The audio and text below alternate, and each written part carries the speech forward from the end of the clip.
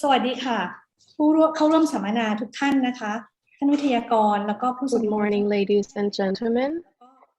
Good morning, panelists, representatives, and delegates from the different agencies who are here with us today, and also the audience who are watching us through Facebook Live from SPAFASMIO and also Facebook Live on the Ministry of Culture. I am the expert under the SPAFASMIO, and I would be the moderator again today for the second day. My name is Hathiya Pathanakul. However, I will have other moderators to join me later on in the two sessions, and I will introduce you to them later. And on behalf of the organizers UNESCO Bangkok, the Fine Arts Department, Semio SPAFA, we would like to officially welcome you to the second day of the event, and this also consists of the last day.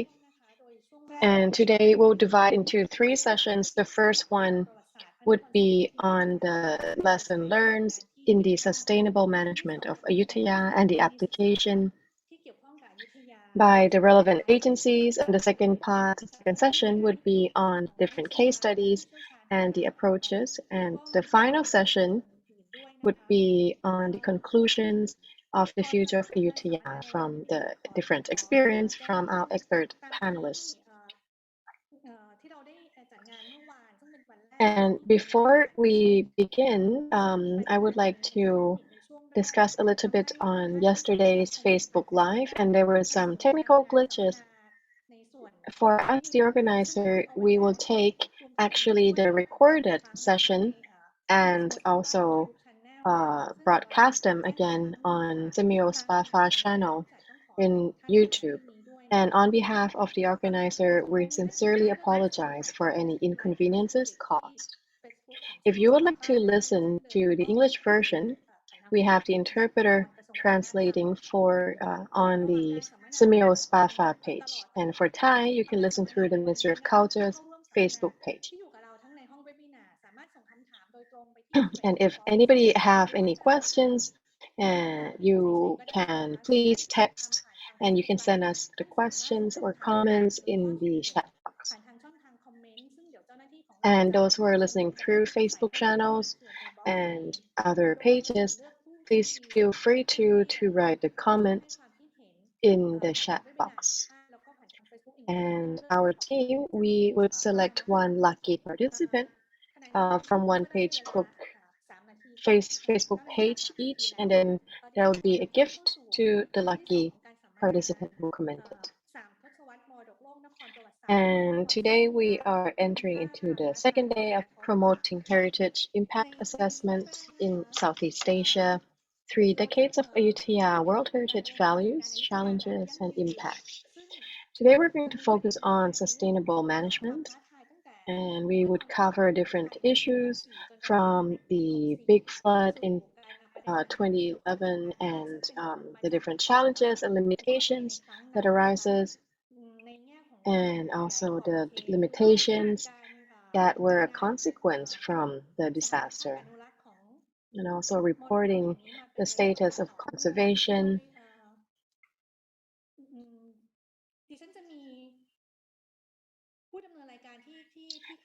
I will have another moderator to join me, and Ajahn Lonalithanakose. So he used to he's now a retired pensioner. He used to be one of the government official at the Fine Arts Department, and he is about to be a director for the Research Institute in Prajom Kau, and so without further ado, I would like to begin in the first session.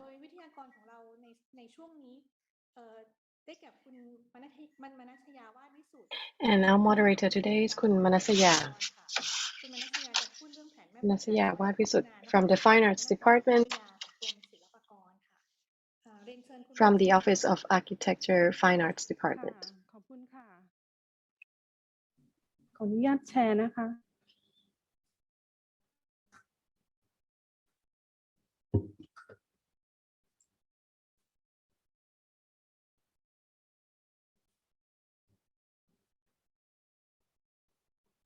ค่ะสวัสดีค่ะท่านผู้ที่รับชมทางไลฟ์แล้วก็ท่าน Good ที่ morning, audience. Good morning, ladies and gentlemen, both who are listening right now through the live and those who are watching the recording. I would like to discuss today about the master plans for the conservation and development of the historic city of Ayutthaya. And in the content, I will discuss about the different master plans and the backgrounds and the rationale behind each of them. So actually, it has started around in the year 1976, and after the first approval of that, then the Fine Arts Department had continuously draft and proposed different master plan for the cabinet resolution and also for the House of the Parliament. And then afterwards, the Ministry of Interior also had adopted the master plan of the historic city of Ayutthaya and had approved the master plan. And then after that, the Fine Arts Department had taken place into the design and also had adopted and implemented that. And that resulted in the first master plan. You can see the red master plan on the left. So that is the original master plan for the historic city of Ayutthaya. So it covers the period of 10 years, and afterwards in the BE 2534 to 2544, and then afterwards Ayutthaya was then the World Heritage Site. And then afterwards, the cabinet also agreed to approve the red master plan. And the Fine Arts Department also released a new revised version, which is based on the comments and recommendations from the cabinet. Because there were a lot of different usage of the area, and for example, the Thanalak department and also the park. So the usage of each of the land were differing. So therefore, there had been another summary, another conclusion on using the land. And Dr. Sumed was then responsible for being the consultant and making sure that in the red master plan, it covers more of the physical aspect of the location and the usage of the land. And following the master plan, because it took around 10 years before the cabinet approved, what happened was in the process that there was only 6 years left for the implementation of the master plan. So Dr. Sumed's master plan focused solely on the first area,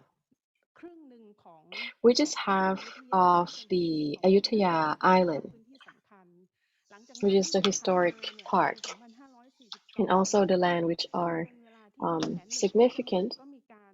And before the master plan was coming to the end phase, the next step was the preparation for the next master plan.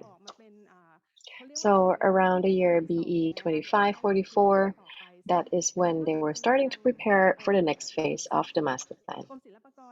And the Fine Arts Department and also asked University Silpakorn to help work on this master plan.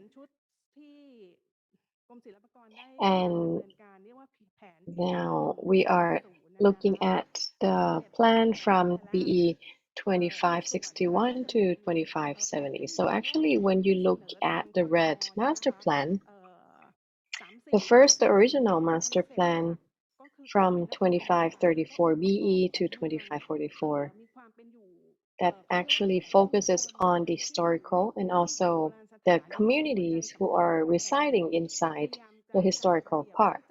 Those were the key content. And the key concept was on management of the space and also the green space and also the public space, and at the same time, the livelihood of those people residing by the waters.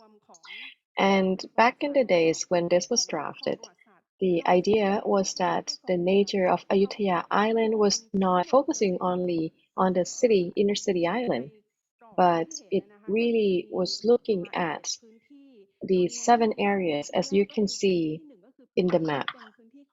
So the focus is mainly on 1 to 6. So these are the historical park with the cultural heritage significance and the attributes. And so these areas has already been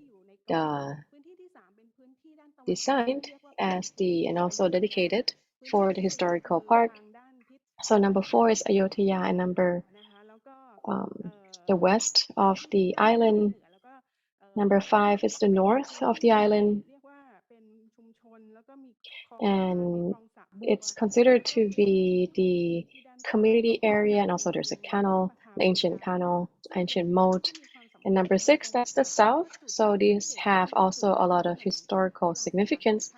And you can see that the little dots are also the ruins and monuments that are scattered surrounding the areas.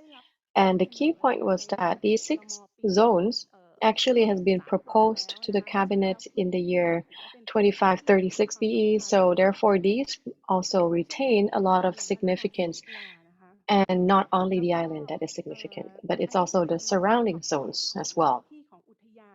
And this is the boundaries of the historic park. So when we announced, when we also got approval within the Royal Ordinance in the BE 2519, you can see that actually the area covers a little bit more than historical park because the Wanglang is also there. And while drafting on the master plan on 2534 BE to 2544 BE, actually we looked at the old photographs and also aerial photography. And what was really interesting is we had also referred to the map by Poteshakuk, which is more of the ancient map, and that is suspected to be used as the planning design. So that came out in BE 2469. So you can see that there are the moats and the canals, and then you can see that the significance and also the attributes are in there. And in this red master plan, it consists of 10 plans. So the first one is land usage.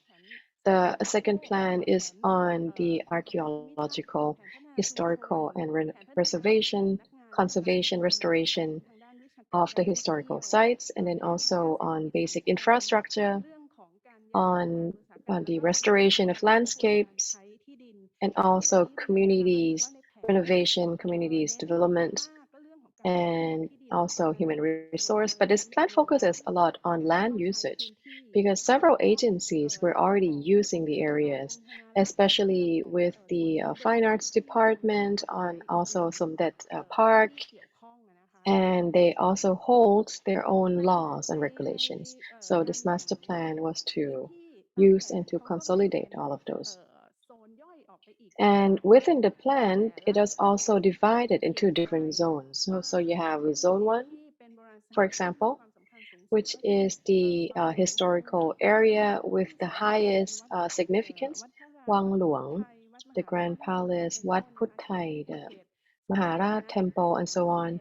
The area that is considered part of Somdet Park, and also the area that is considered to be the administration and management zones of the historical park office. And then you can see that also there are zones that will be focused, and the emphasis would be on craftsmen and also communities, and also in areas that overlaps between communities and the historical site. You also have the mobilization and also moving out some of the communities, and also some communities that needs to be preserved are also divided into the zoning system. And also within the same master plan, there has been a suggestion to have a specific management, executive management committee. So it is called the Committee on the Management and Monitoring of the Conservation and also Development Work of the Historic Park of Ayutthaya. The Deputy Prime Minister would therefore be the chairperson. And then you can see there are subcommittee. There are two subcommittees. So the first subcommittee would focus on the technical side, and another one would be more on the management side. And then the governor would be the chairperson. And once this master plan was finalized and approved, the other one I was talking about earlier, it belongs to Dr. Sumed, and the idea is still kind of similar to what I just discussed earlier. So in terms of the key concepts, the principles, this one you can see that there are key 8 plans within the master plan, and the concepts are still same with the one on the first book. However, there are new additional areas. For example, there are more consolidation and harmonization of the fragmented plans on Ayutthaya Island.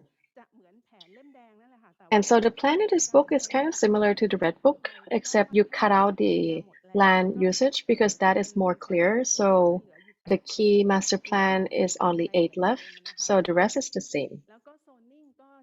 And the zoning system is also the same because it focuses on the historical sites with the highest significance and highest importance. So the palace and all the other attributes that consist of Ayutthaya. I'm going to rush now. And after that, you can all see there's another master plan on the second phase in which a professor from Silpakorn University was the key lead principal investigator for the research team. And there it focuses a lot on 11 sites. So the Fine Arts Department were providing support and assistance, but the professor from Silpakorn University also focused on the historical side. The 11 research issues were on conservation and restoration of the monuments and ruins, and also vernacular architecture, urban planning, indigenous species, flora and fauna, also tourism, the law, and also landscape, architecture, environment. And so after that, there has been an assessment of all the 11 topics.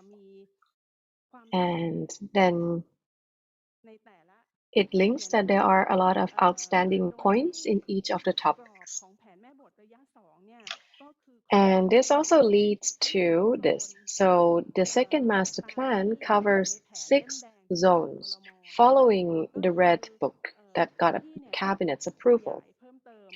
So the area also expands beyond the first master plan, which only focus on partially in areas within the island.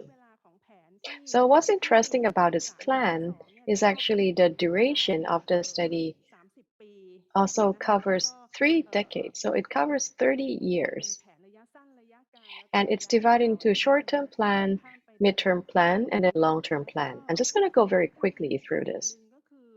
And another important thing is the details of the plans that they had designed is divided into 7 plans, 45 projects, and 241 smaller activities. And so it focuses on linkages of the basic infrastructure and also the push to make sure that the areas can become newer communities and can be developed. And also the rest is similar to the other plans. So you have the landscape, renovation, restoration, and this is an example. And what I want to highlight is actually here. So the plan that involves infrastructure and also building the new communities development. So they believe that the area which is most effective is in the south of Ayutthaya. and they believe that it has the capacity to be developed inside the protected area.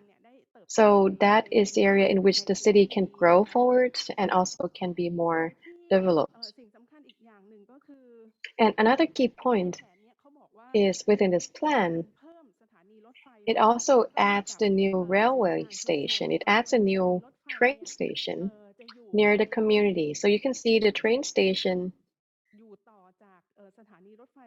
would be here next to Ayutthaya train station, but it's before Banpo train station. So this one, you can also reflect back to the situation of building the high railways, which is now controversial, because actually where it is located, it is somewhat kind of okay and the most appropriate inside the protected area. So now it comes to the current plan, in which the Fine Arts Department Regional Office 3 has been responsible for. So this covers BE 2561 to BE 2570, and we're trying to push this and to request for the cabinet's approval. But however, this is already the third master plan, so it has nothing to do with national master plan. It does not reflect any national strategy, and this is on more of the localized master plan. It was not then therefore accepted to be part of the cabinet's decision and approval process.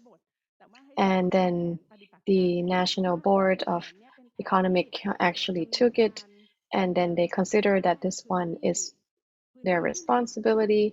And however, they say that this is only covering the first zone.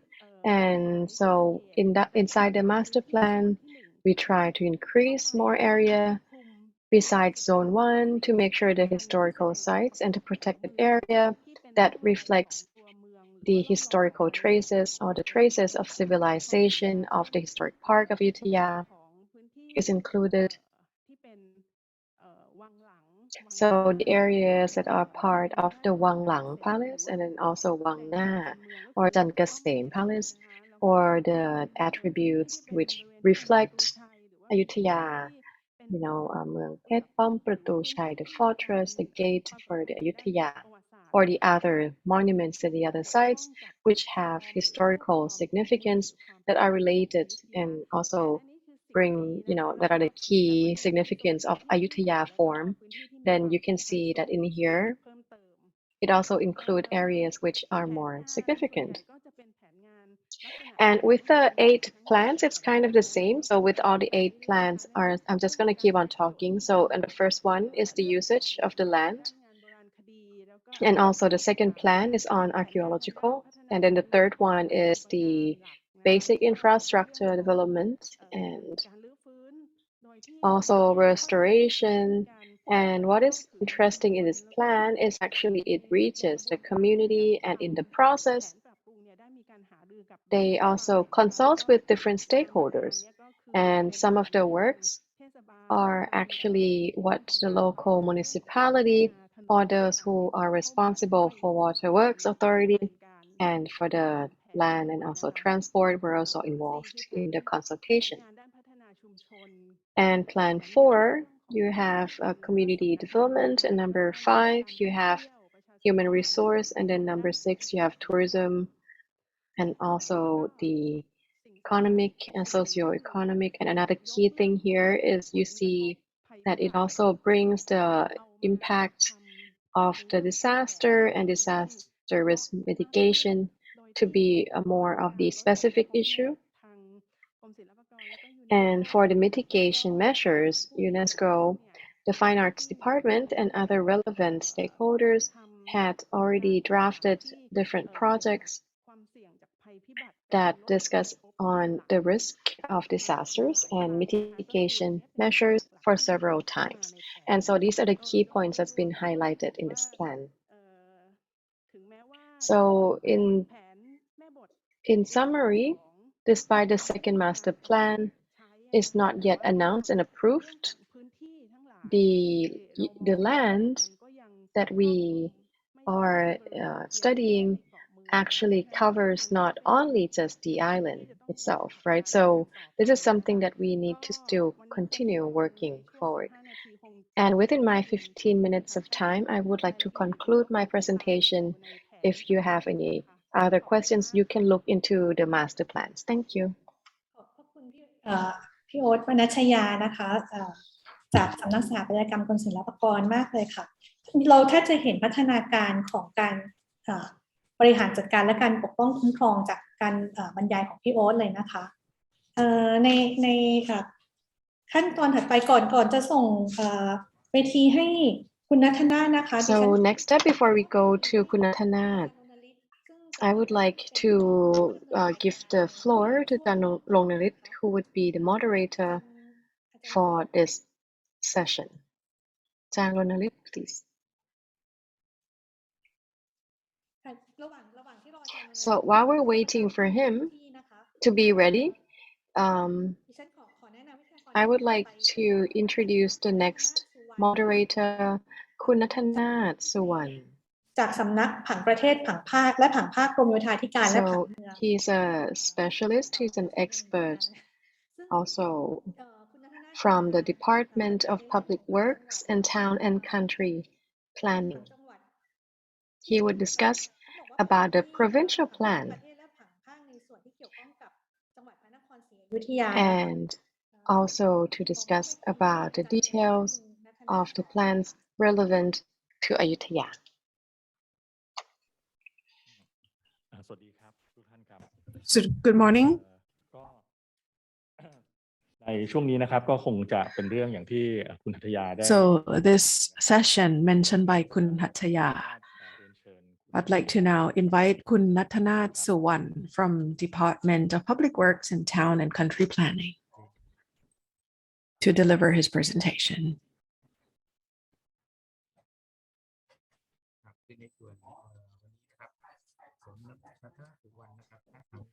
So my name is Nathanath Suwan.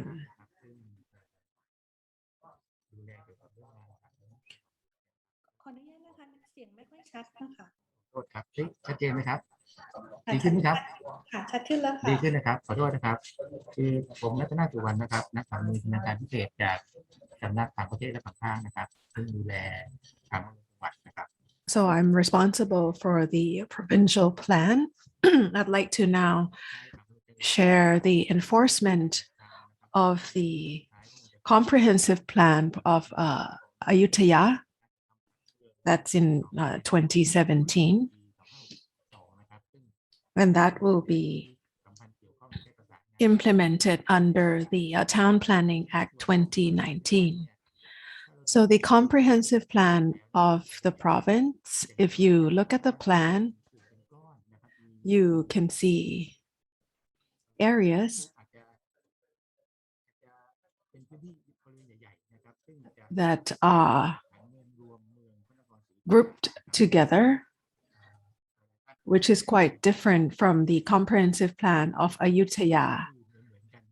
So you may wonder how these areas are divided or allocated. So the comprehensive plan of the province, Ayutthaya province, was enforced in 2017. So the land use is comprehensive all over the province. And following the announcement of the comprehensive plan of the whole province.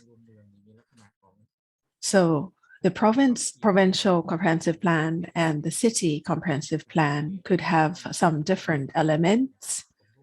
I'd like to now elaborate the rationale behind this.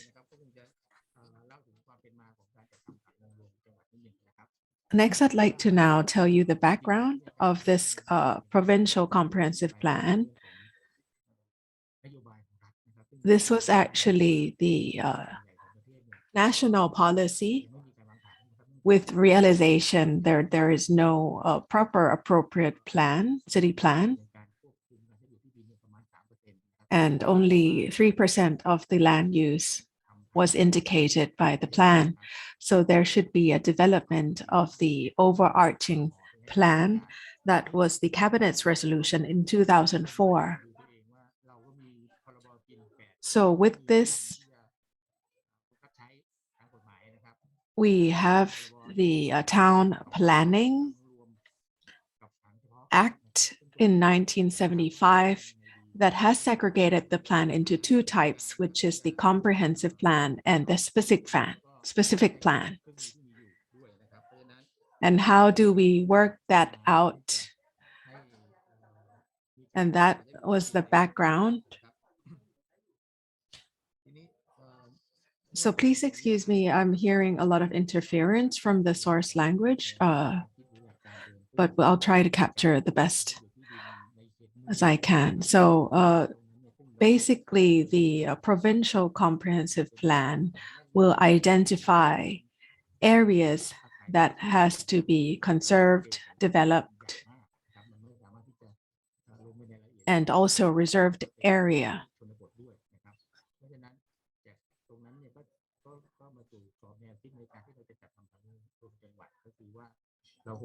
And that served as the background that we need to identify the comprehensive land use and identify these are the three areas that will be conserved, reserved, and developed.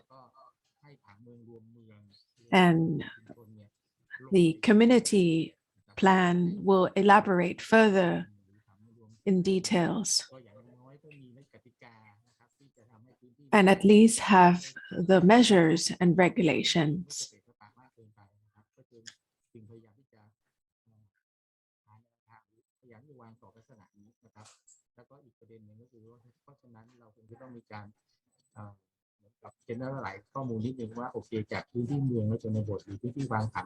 And it's important to identify the community areas as well, and which is indicated in pink. So that's the city and communities that fits in the original plan, and also areas that can be developed in the future.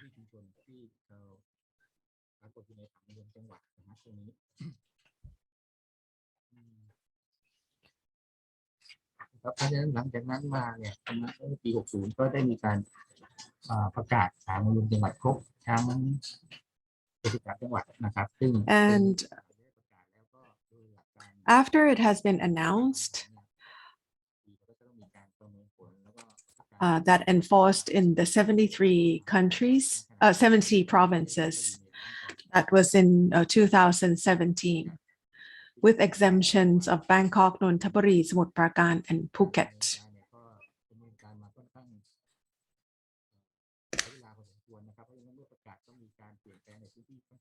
So there's a lot of changes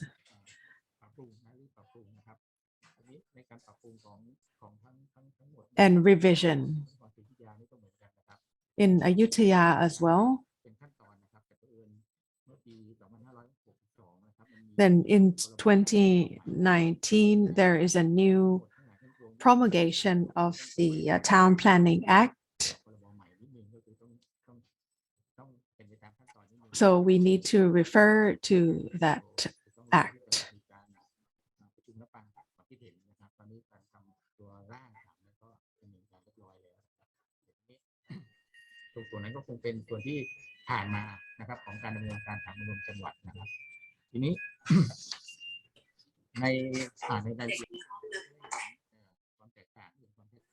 So if you look at the difference between the provincial comprehensive plan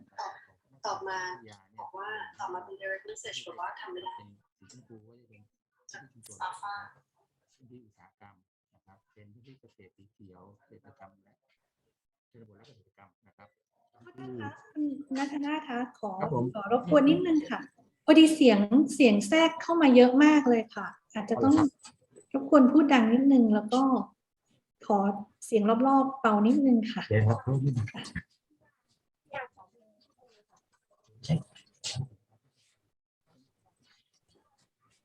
ทษด้วยนะครับพอดีต้องใช้ห้อง ไม่ผมไม่สะดวกที่จะแยกออกไปเพื่อนติดขัด ค่ะ นะฮะ ไม่เป็นไรค่ะขอบคุณมากค่ะพอดีทางล่ามเขาพยายามจะจับแปลอยู่ค่ะเชิญต่อได้เลยค่ะต้องขอโทษที่รบกวนด้วยค่ะ ในส่วนของผังเมืองรวมจังหวัดนะครับจะเห็นว่า So the provincial comprehensive plan, there's actually 5 types of land use, as mentioned earlier, that the conserved area and agricultural area and communities area. So the land use will be different from the comprehensive city plan because it is the urban and rural area. However, the enforcement, so it's actually the same area overlaying on each other, but the question is how will the area be used? So these areas have been controversial. The provincial comprehensive plan, there is actually one exemption. If there is already a city plan, they will actually have to enforce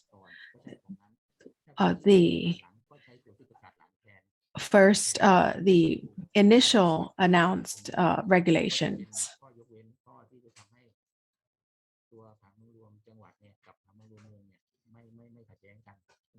In order to deconflict between the two plans. So we are trying our best to identify the pink area to be consistent with the community comprehensive plan.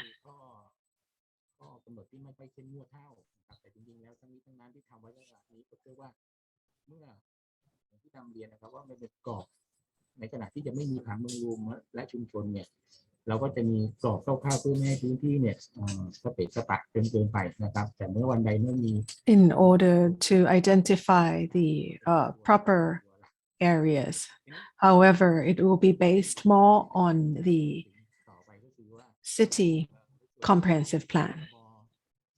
The next I'd like to mention the Town Planning Act 2019. We have 2 tools, right? The comprehensive and specific plan. This new act includes the policy on land use. This is actually very important to all the relevant agencies. So it's the policy plan in itself. We did not have that. The provincial comprehensive plan, we wanted to identify the policies, but we did not have the legislation. So this is actually a very important tool. So the land utility policy plan is divided into the national, regional, and provincial policy plan. It serves as the basis or the platform for integration between the authorities of the relevant agencies and being able to implement at the provincial, regional, and national level. There needs to be integration by means of workshops between various agencies. In Ayutthaya province, between the Fine Arts Department or even with agencies that actually have the national heritage, there needs to be consultation and planning for the future, encompassing other sectors as well, not only the Fine Arts Department, services. So it is about planning at the policy level, looking into the future and synchronizing this plan nationally, regionally, and provincially. So to develop sustainably, it is important นโยบายซึ่งใช้กับหน่วยงานด้วยกันนะครับไม่ใช่ประชาชนไม่เกี่ยวข้องนะครับแต่ว่าไอ้ตัวข้างล่างเนี่ยเป็นส่วนที่จะบังคับใช้ประชาชนตาม and at the bottom that is the land use designation plan. And in the blue part is actually a framework for the government agencies to work together. ตัวนี้ของผังนโยบายก็จะเป็นลักษณะของประกาศของคณะกรรมการผังเมืองนะครับซึ่งตัวผังจังหวัดก็จะเป็นประกาศของกระทรวงมหาดไทยมันก็จะปรับเปลี่ยนนิดนึงนะครับเพื่อให้ขั้นตอนมันรวดเร็วยิ่งขึ้นนะครับตรงนี้ก็คงจะเป็นในตัวต่อผ่านไปเลยครับตรงนั้นทั้งหมดนี้ก็คงจะเป็นในส่วนที่อยากที่จะเล่าให้ฟังนะครับในส่วนของ Just giving you the concepts and rationale on how we can work together in the future. And in 2022, there will be a lot of workshops and meetings at the policy level. The DPT would like to now inform the Department of Fine Arts that we will actually have to work together in terms of the projects and development so we can incorporate that in our comprehensive plan. Thank you very much, Kun Nathanath. So I think we have identified a lot of important points on how we recognize the provincial comprehensive plan that plays an important role and linking to the values of Ayutthaya city and as a city of water. And with this particular plan that we see that the level of the town planning, it is great that we're going to have to integratively work together, and maybe we'll ask you later on how we integrate this in comprehensive and specific plan, particularly in the areas that has been through the flood in 2021, actually this year. Thank you very much.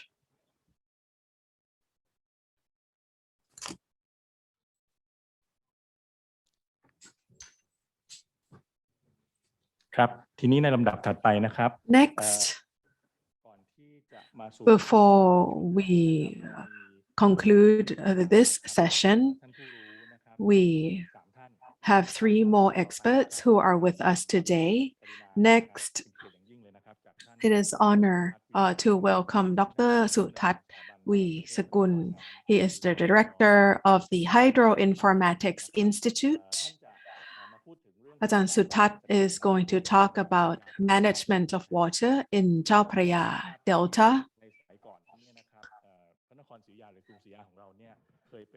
Historically, Ayutthaya is actually the center before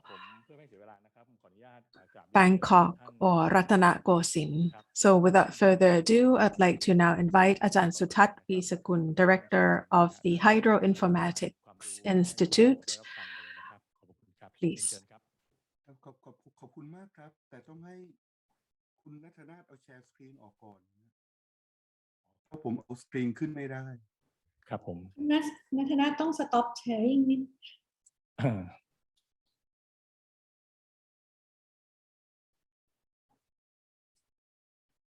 ขอบคุณค่ะครับขอบคุณครับครับขออนุญาตกราบเรียนเชิญท่านดร.สุทัศน์เลยครับ Please, Dr. Suthat.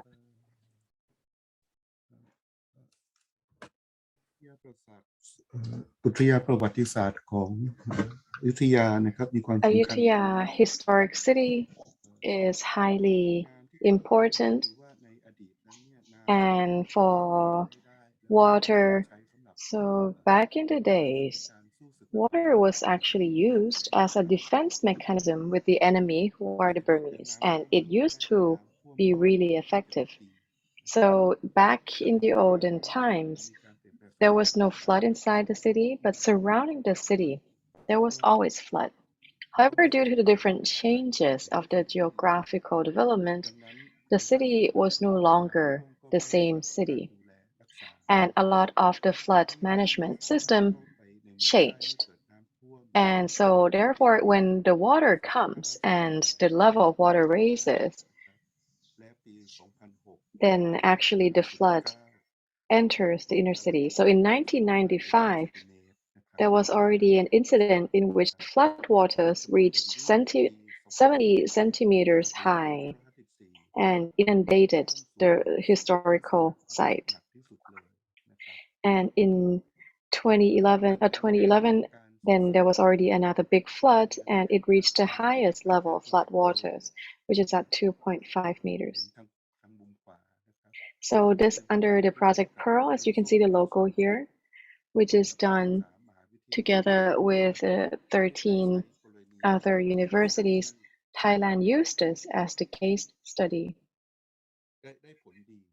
and it was quite effective.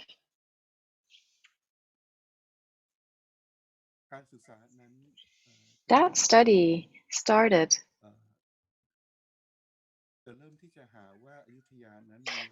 tried to investigate and explore the sensitivities and vulnerabilities of Ayutthaya, especially surrounding the historical areas. And the second research challenge was to design the measures that would mitigate risks coming from flood. So we are working towards a different direction compared to nationwide. So actually having only the disaster management plan may not be enough at the national level. So we also need to look at the regional level, in which I will conclude in the end of my presentation. The study is divided into 3 key points. So the first one, we also made sure that there are the stakeholders' participation. We have measures analysis. And we also use the modeling and the simulations to simulate the details of the site. So the grid size is around 10 times 20, so you can see the variables are according to the data here. And after that, we would look at the data or the different proposal of the mitigation measures on what we will propose. The findings are as follow. The first one is the hazard and flood risk map for Ayutthaya city, Thailand. And secondly, it would be the simulation and the modeling of which mitigation measures are most appropriate for flood mitigation within the historical site of Ayutthaya. I would like to first propose the first findings. The first one is hazard map. So you can see this is the flood hazard in Ayutthaya Island. The classification is based on the colors as follows. Next is the vulnerabilities. It can be divided into 3 parts: social, cultural, physical, and economic. And under each of the topics, you can see here the cultural vulnerability. Nobody has ever studied this before, so we came up with this matrix. On the left, it's the opinions from the communities. So you have very low to very high, and on the top, that's actually the sensitivity of the different structure. And on the left, you can see that it's the structure, and there's a scoring, and that's the result. So the output you can see here, the vulnerability is divided into 4 parts that you can see on the screen. It also includes here the cultural dimension. And when you time them, you actually multiply them between the hazard map and vulnerability. Then this is the vulnerability combination map. So the 4 of them are combined in this one map. And this map in combination with hazard map, you also have the flood risk map. And from what we understand, the risk actually links to the 4 waters, and then you see on the right. And the historical site is actually quite low. It's actually down here. And the last thing I would like to present is actually how to mitigate flood. So using the risk map in combination with planning measures, you can see that we can divide into 2 parts. The first one, regional flood mitigation on the regional level, because it's not just Ayutthaya. So Ang Thong and other provinces also have a direct impact to Ayutthaya.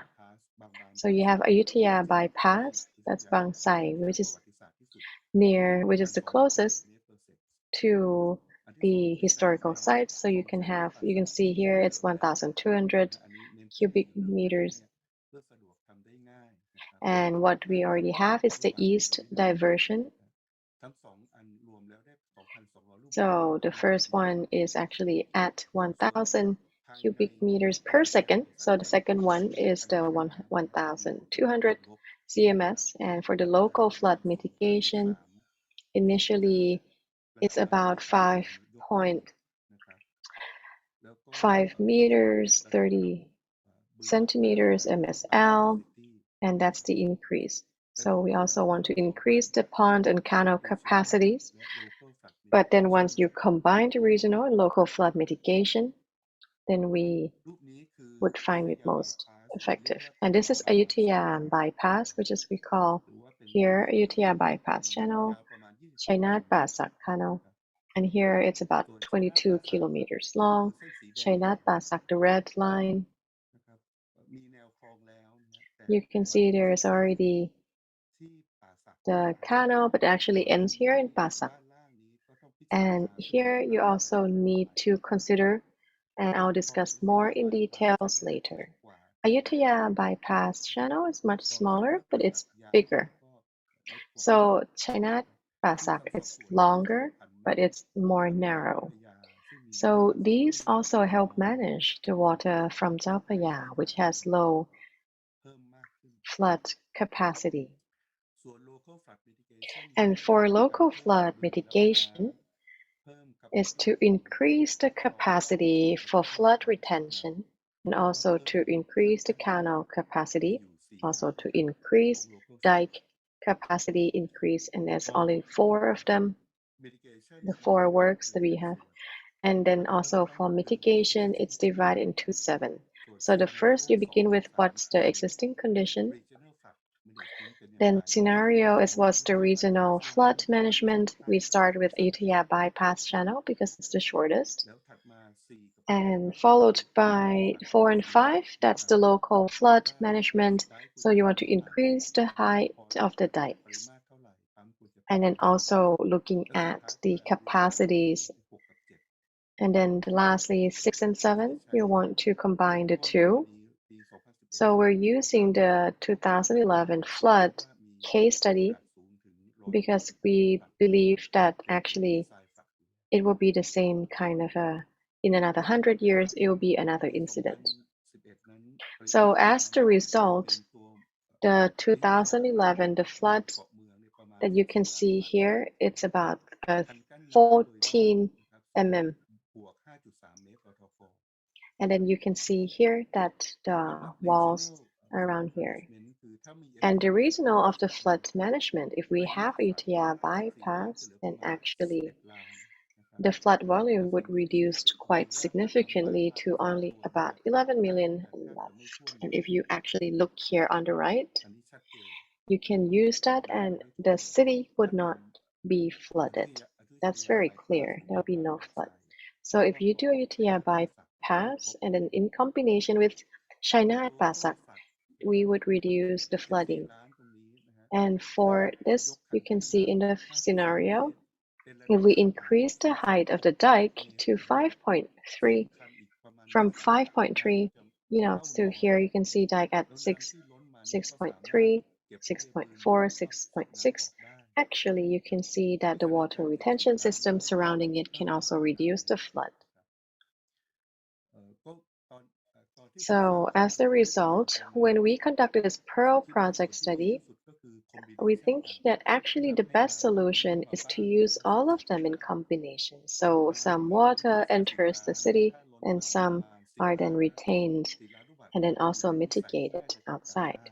So 4.6 million, that is something that is quite manageable. And this is the cross-sectional number 3. So if there's a flood bypass, you can see that if there's a dike here, actually the water would not enter the city. It would not flood the city. And you can see actually the body of water, the volume would be at around 5.1. If you add some heights in the dike, and here, 1 meter here, 1 meter here, actually you would lose a lot of the beauty and the scenarios and the landscape, but actually it's still manageable. So if you add it at 0.5 meters, which is the solution we introduced back then in 2018. However, this is the restoration of the ponds and also to increase the pond capacity to be able to hold additional 1.5. And then also you can see here from 0.5 increases. So the Pearl study ended right there, but the latest update, this is the latest one. So Ayutthaya bypass. So in this image, you can see this is water management plan, the National Water Management Plan that has just been proposed to the cabinet and it's already been endorsed. So I would like to use this to match with the Ayutthaya Island water management.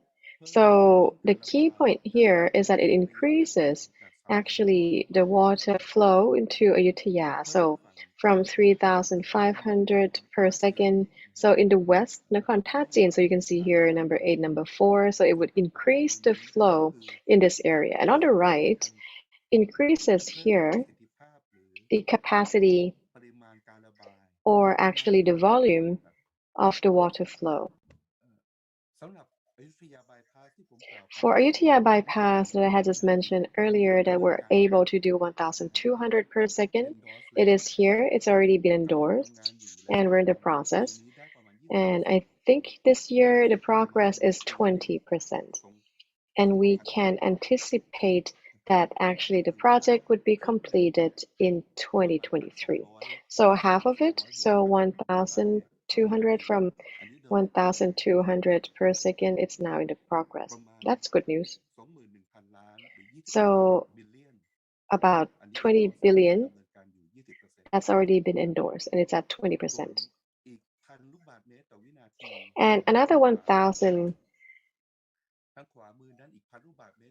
here that you can see on the right, it'll be a number 1, right? It's under construction, but we're only going to do 400 because we can use the existing canal, the existing water authority on the public waterways that we're already using. So now what's left, it's only 1,000. What is left is here. So now it's only 400 as you can see here. So there's only 600 left. We can only do 400. So therefore another 600. I think that now we're considering about number 3 or number 2.2. So number 2.2, it increases here from Pasak to the Thai coast. And then here is the ring road number 5.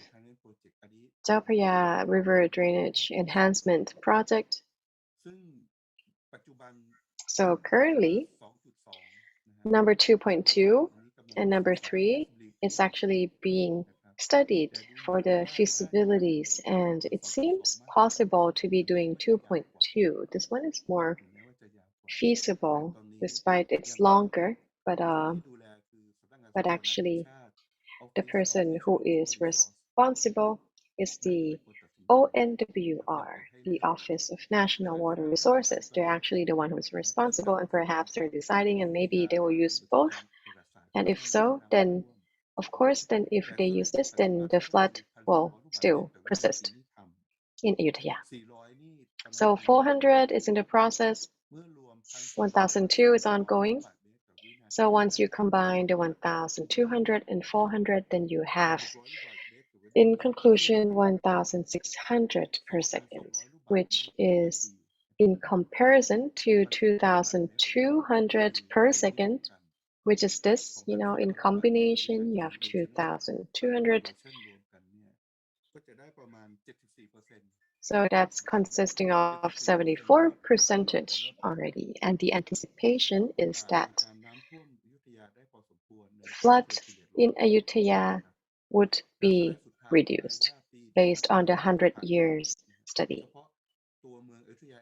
So in the past, Ayutthaya city island itself were not affected, but there were dikes that actually were destroyed because the flood really inundated the whole walls and the barriers. So for 3 and 4 months, and therefore the dikes were exploded and water flow also came through.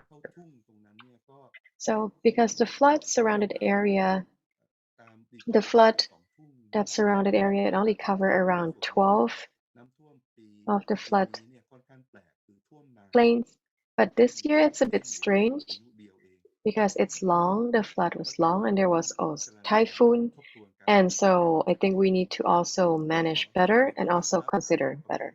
Thank you very much. That's the end of my presentation. ท่านผอ.ครับผมได้เรียนรู้เยอะเลย Thank you very much, the director. I think I learned quite a lot, especially in terms of water management at the regional level, and you already have your clear plans, and especially for the details of the plan and the 9 plans. And so one of the key points that you had mentioned, I think one thing I see very clearly is that we use the ancient water management system in place again, the ancient moat, the canal, and also the ground, the earth dikes. So actually those that are the barriers, the natural barriers, in combination with building a stronger infrastructure that also shows both the uniqueness and also the significance of Ayutthaya, using the old traditional knowledge in combination with the advanced technologies. And a lot of people already mentioned that that's already a really classic hydro management system. So I think lastly, I would like to say thank you again for your presentation. And next, I think we are going to go towards to the topic that is quite controversial, the high-speed railway, and a station is about to be built. A new high-speed rail network is actually going to be built on the same situation, on the same location in Ayutthaya station.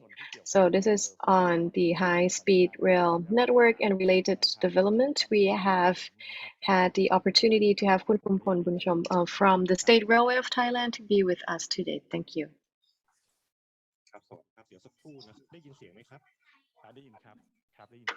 So please give me a moment. Please give me a moment.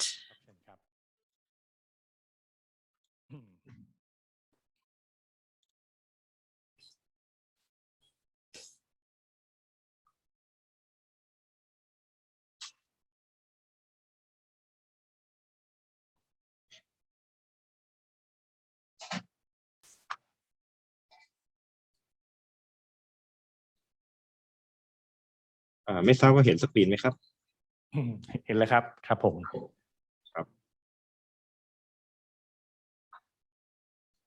ชัดเจนครับครับก่อนอื่นก็สวัสดีทุกท่านนะครับ So a very good morning, everybody.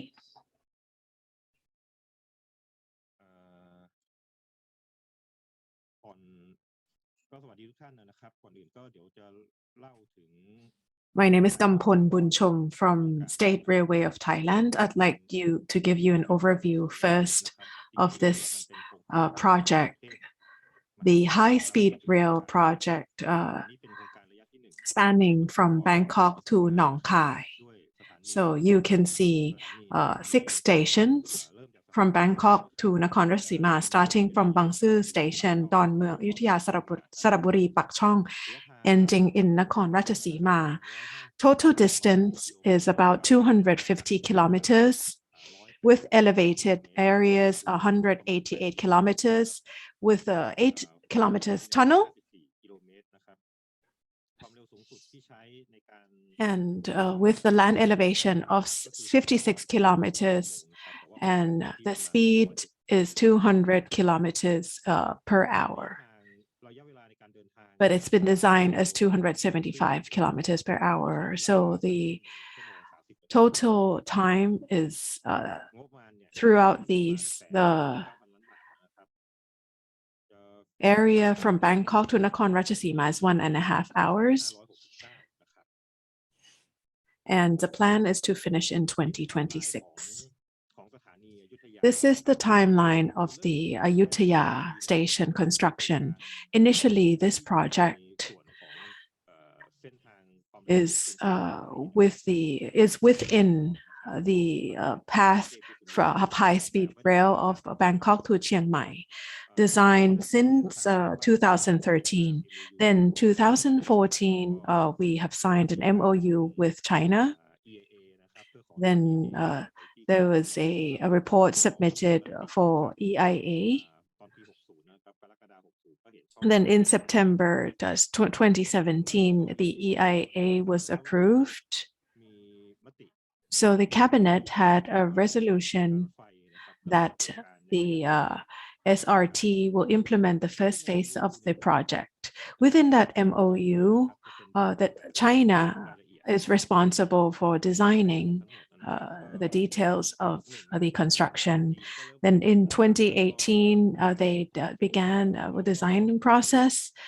Then eventually the design was submitted to ONEP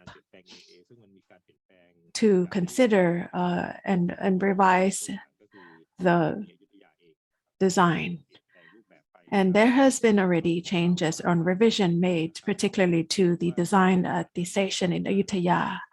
At that time, the Minister of Transport, he recognized that designing a station should be designed that meets the local identity. So when we designed it, it's a little bit, the initial design was a bit modern. So the minister did not want the Chinese design. So he advised that the design should be revised to meet the local identity. Then it was revised again. Then it was submitted to ONEP in 2020. Then at a process in parallel, there was also tendering process going on as well. Then eventually ONEP did not come up with the resolution. So the SRT, the State Railway of Thailand, was advised by the Ministry of Transport to withdraw this and use the initial EIA to submit for another approval. Then at that time, there were several events. So there was an email sent to UNESCO regarding the concerns of this high rail development and the construction of a very large train station. Then with the World Heritage Committee, they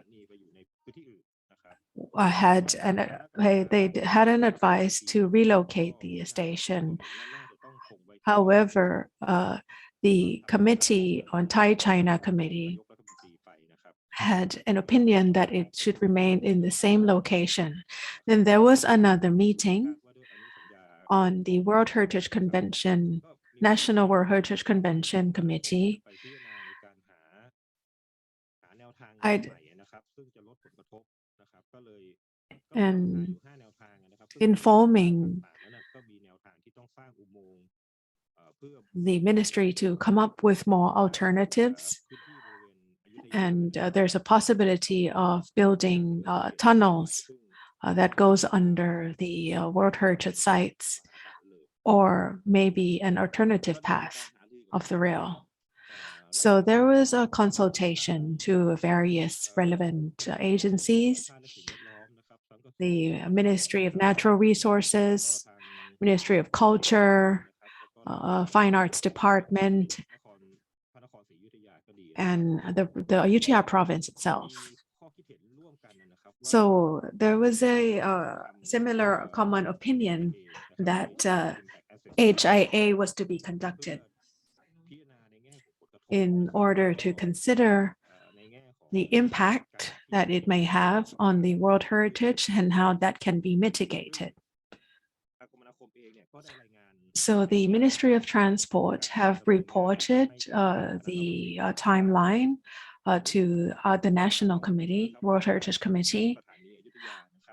So let's now look at the location of the Ayutthaya station. It is actually 1.5 kilometers away from the historical site across the river, so opposite the Jalgrom Market. The relevant legislation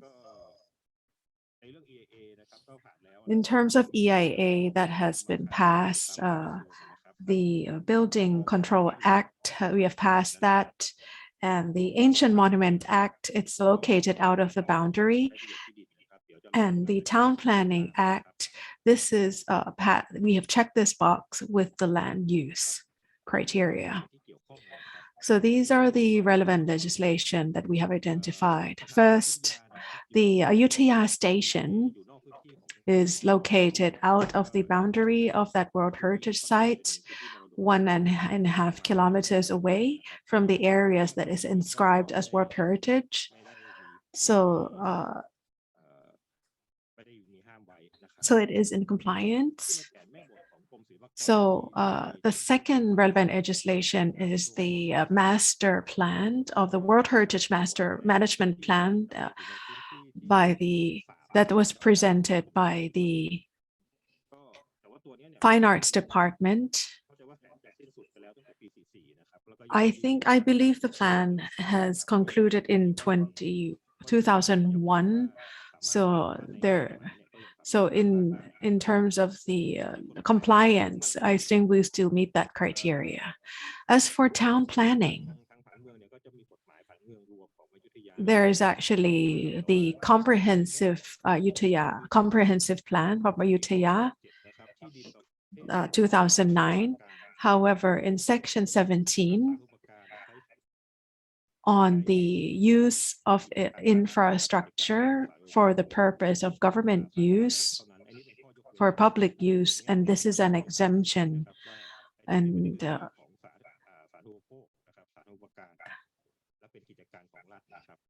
that is considered as the use of public. So it's in compliance as well. For the Building Control Act,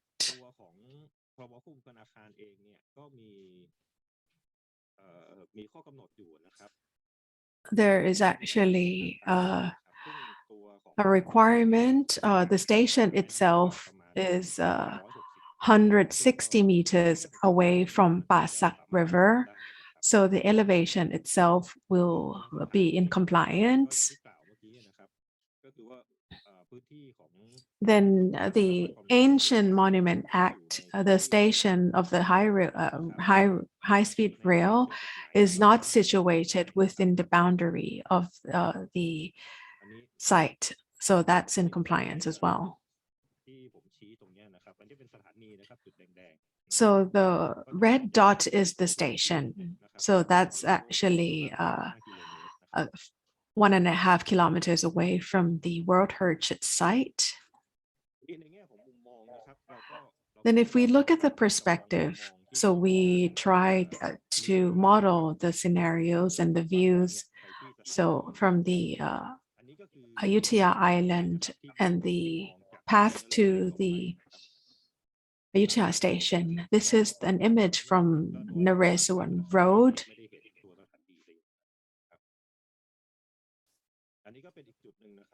And this is another view from Naresuan Road as well, looking from the Shikun Alley. And there is a Zhao Ai and Zhao Yi pagoda situated on the left and right.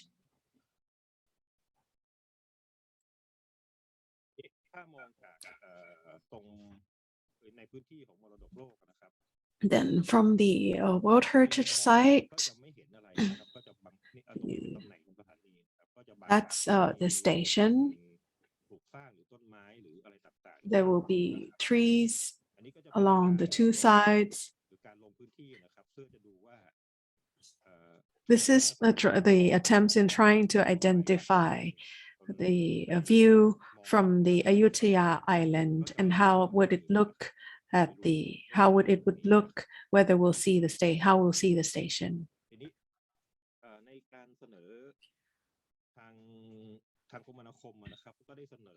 So the Ministry of Transportation has submitted a proposal to the cabinet on the 5th of October in 2021 that they will opt to implement the third alternative. So it can be constructed by the initial plan.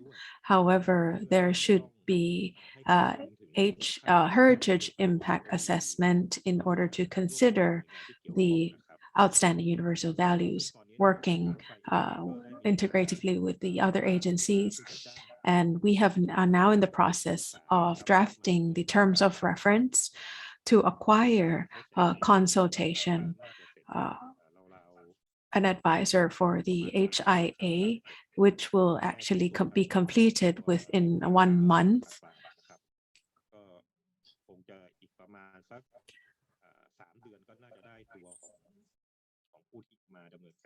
So I think in 3 months, we'll have the contractor. The study is going to take 6 months for the HIA. However, I'd like to now move on for you to show you the image. Well, this is the Ayutthaya station that was designed by the Thai-China high-speed rail project. So please disregard this. This is just the computer-generated landscape. But this will be a parking, and that's the station. So the height is about 46 meters from the ground up to the tip of the roof. We're going to build a structure and covering the original station. And this will be a location for the mini museum that can be used for exhibitions as well. With that, this is another image of the station that appears in the EIA report that was already approved by the committee. The height of the roof is at 37.45 meters. And the rail itself is 19 meters high, the rail track. So with this 19 meters rail track, we are thinking it can be reduced. So we reduce that by 2 meters. The reason for being 2 meters is there's a bridge right here, so we can't really go lower than 17 meters. There are 2 bridges, Somdet Pha Naresuan Bridge and Somdet Pha Eka Thosarot Bridge.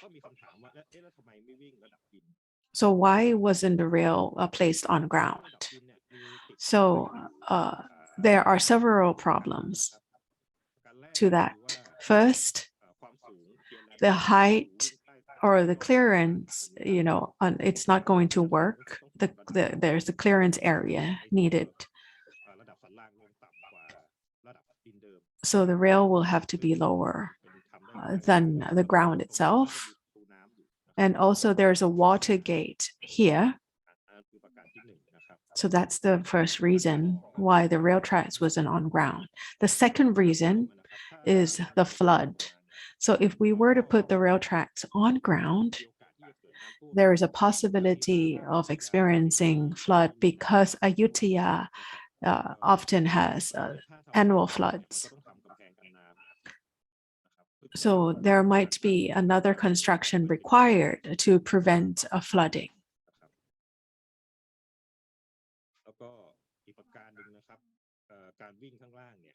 And being on ground, we do not have areas to actually work for the constructions. Otherwise, there needs to be other land use requirements to follow. So this is the revised revision. Aside from lowering the rail itself, we will also reduce the height of the roof. Materials used for the roof will use transparent materials in order to prevent visibility and does not obstruct other surroundings areas. So this is the image of how it might look like. I think we will need to actually wait for the HIA assessment, whether this design will be appropriate and will there be other additional revisions to the design. Additionally, we have relocated the central entrance of the station because we want to retain the original station right here.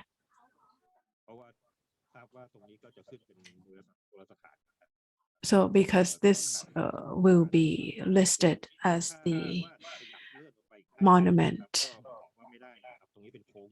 So this is the curve where it is impossible for us to move the entrance to the station right there, and because it's not feasible in terms of engineering.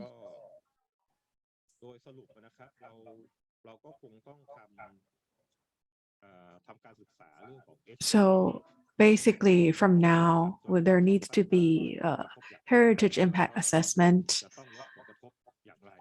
And how can we mitigate the impact so we can enable and conserve the value of the historic city of Ayutthaya, and also consider the relevant legislation. So I'd like to end my presentation here. Thank you. So after hearing from Kun Kampon, we can pretty much see the future of the high-speed rail by also retaining the value of the area, whether it's a World Heritage or not, or it's the national heritage. So with this point, I'd like to leave with some points here that the historical city of Ayutthaya, the World Heritage, since it was pronounced as the kingdom, there has been a significant development in the King Rama V in the construction of Ayutthaya station. And that it marks a very important part of the transportation in linking the whole of Thailand together.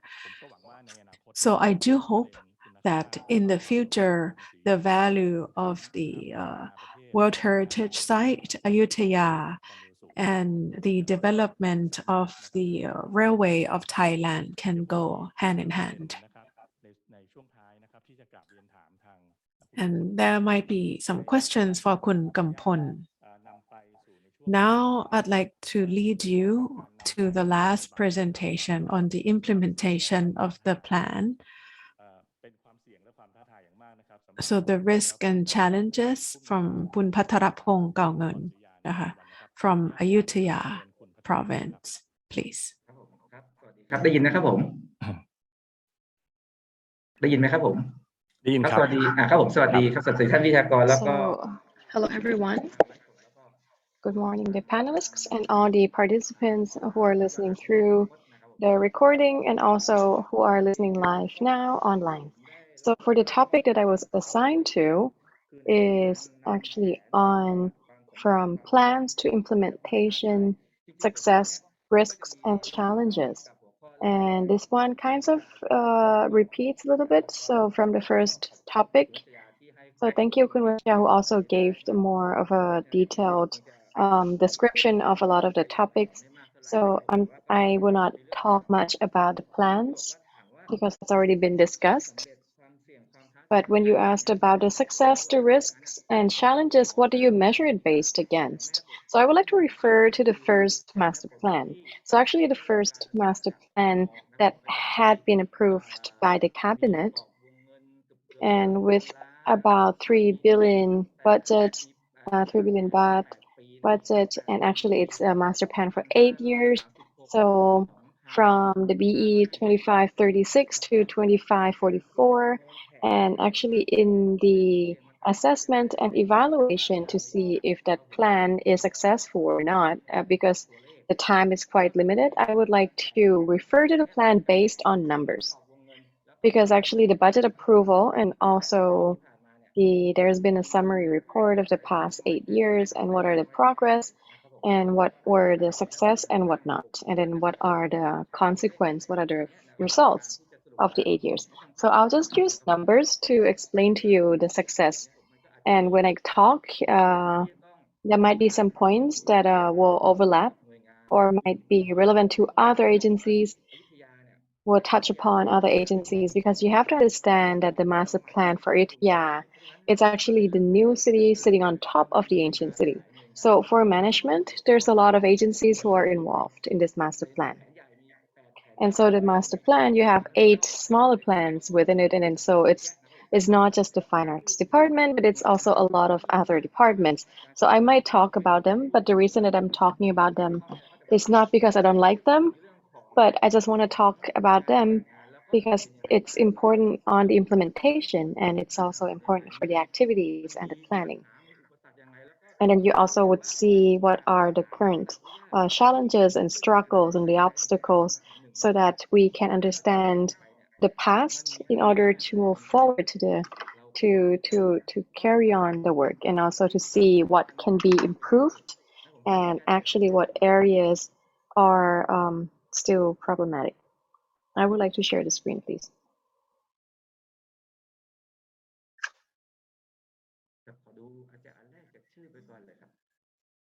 So let's go to the first page. My presentation is a bit old school. It's kind of like me.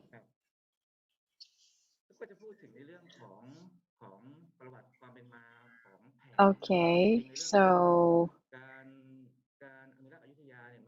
actually, Ayutthaya, the conservation work is not just within 30 years after it has been inscribed as the World Heritage, but actually there's a lot of progress all over the past years and the past centuries.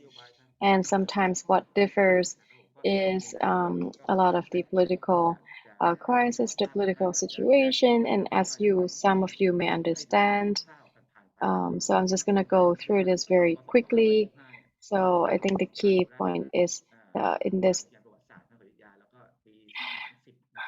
page, you can see that actually in the year 30, we came up with in the year BE 34, we came up with the first plan, the first master plan. We were inscribed and on the World Heritage List in 1991. And so the master plan that I will be talking about is actually will focus on the challenges, what are the other topics that we need to focus on. And when you look at Ayutthaya, you can see there's so many master plans, right? There's like red, there's green, there's blue, it's all over the colors. But what I want to talk about is the master plan 1. So actually the budget allocation is quite large. It's about 3 billion baht. So that's quite a lot. within 8 years. So like actually if you divide it into each year divided by 8, that's a lot. So how to use 360 million baht in that 1 year alone? That's the challenge in itself. Some people once said that actually when the Thai government received the budget and the first day they're happy, but the 364 days after in the year, they're suffering, right? Because the first day when you know you get the budget, it's great, but then actually the implementation is the challenge. And because the cabinet approved almost 3 billion baht for that Ayutthaya, what does that mean? It means that the Thai government sees the significance of Ayutthaya. And you're looking at this number, which is around the average of 360 million baht per year, and you see the 3 billion baht, actually that's almost like probably half of what the Fine Arts Department have nationwide, right? So Ayutthaya received 360 million baht per year budget with estimation. So I think this is also the risk and also the challenge and also opportunity for those who are working. This is the master plan. So the first master plan, it's been divided into 7 zones. So the first zone here is around the historical site. And the second one is also inside the island, outside the historical site, but still in the island. And 3, 4, 5, 6, I think that's already been mentioned in the first presentation this morning, so I'm not going to repeat myself. And so within the first master plan, the implementation, the emphasis focuses a lot on zone 1. So that's 1,810 rai area. And also you see these boundaries.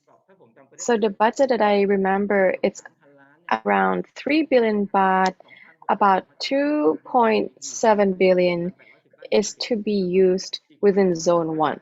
And just 1 to 200 million, that's around the rest. So the other zones that's outside, the works that they did, a lot of them would be kind of like the urgent renovation, restoration for the monuments, just to ensure that they are safeguarded, especially with those who are at high risk of being under the destruction.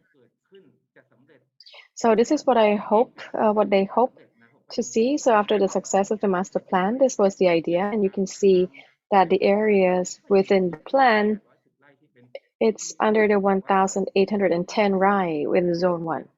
So this is what the master plan focuses on. And within the 1,810 rai, it's divided into 8 zones, and actually that's already been mentioned. And it's in the 8 zones, and you can see there's a lot of work on archaeology, conservation, restoration, different interventions. And you can see these images here.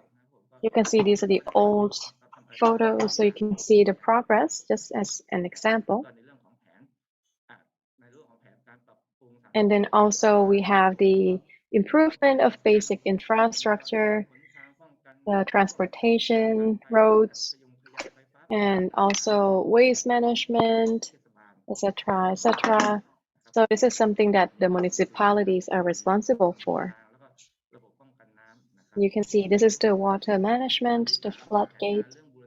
The third one is actually on the restoration of landscape and environment. So this one is under the responsibility of the Fine Arts Department. This one is on the development of the communities inside the historical site. So this one also includes moving the communities outside. So we don't want to completely remove all the communities, but there are some of those who needs to be relocated. And so there has been the building of 401 houses, 9 governmental or offices, and that's under the responsibility of the province. And next plan is on moving the industrial and factories outside. So there used to be an alcohol factory in the area of the historical site, so it's been moved. And then we also have the plan for tourism and also for the technical support. And so you can see here that this was the provincial house, and then it was changed. And then number 7, you see here that's also the plan on economic and society. So just to support and also to revive the local cultures. Number 8, there is the plan to improve on human resources. And that's the current office. Okay, and now my point is here. So you can see that under each of the plans, when the cabinet approved the budget, about 3 billion baht, within each plans, you have responsible agencies and also the budget allocation. I would measure success of the plan based on these numbers. So the first plan on archaeological and historical site, you have here 530 million baht, and then we received almost 100% of the approved budget. And after this plan, we also received another 680 million baht. So the Fine Arts Department was the one responsible. And I think that according to this plan, I'll analyze later. Okay, I'll just skip. And so the second plan, basic infrastructure. So the allocation is about 1.1 billion. And the time frame, so you can see within the time frame there was 140 million, and then after the time frame you also in total receive about 1 billion. And then also on the third plan, which is on the restoration and the renovation on the landscapes, you can see that the budget allocated was 45, the budget approved, and then we received 19 within the time of the master plan, and then after that we received at 110 and 109 million. And so you can see in another item is 381, we received 75, and we only received 4 after the master plan ended. And then here you can see 405. I'm sorry, I'm just going to go through quickly. And then there's 4, and we received 10 after the plan ended. And then we also have on the technical support tourism, the allocated is 219. During the time of the implementation, we only received 83. And after the project ended, it's 141. And for number 7, the economic and social development plan, the allocated budget was approved was 200. We only received 3, and then after that we had 85. And actually, the province of Ayutthaya is responsible for that. And then also the last plan, you can see the allocated budget item was 64.9, and then it was allocated 31, and then after that it was given 340 million. And the finance department is responsible for it. So my observation is, so any of the plans and the budget item that is under the responsibility of the fine arts department, actually we could manage the implementation according to the plan. But those that's beyond our responsibility, it does not follow according to the designed framework, right, to the law frame. So you can see here in the second one, it's almost 1.1 billion. And despite the fact that at the end, we also got around 1.08 billion. But most of the budget was used for the flood management. So most of the budget is used for that. So if you remove actually the total budget that's been used for the flood, which is around 600 to 700 million. So actually you see that it's only successful because it's only 30% successful because only the budgets used for that is only 300 to 400. So the rest, it's actually not, it's for the flood. And the rest is even worse, right? So here you have like actually 381, and actually budget that you receive after the master plan ended, it's only 4 million. But so if you look at the numbers, as I say,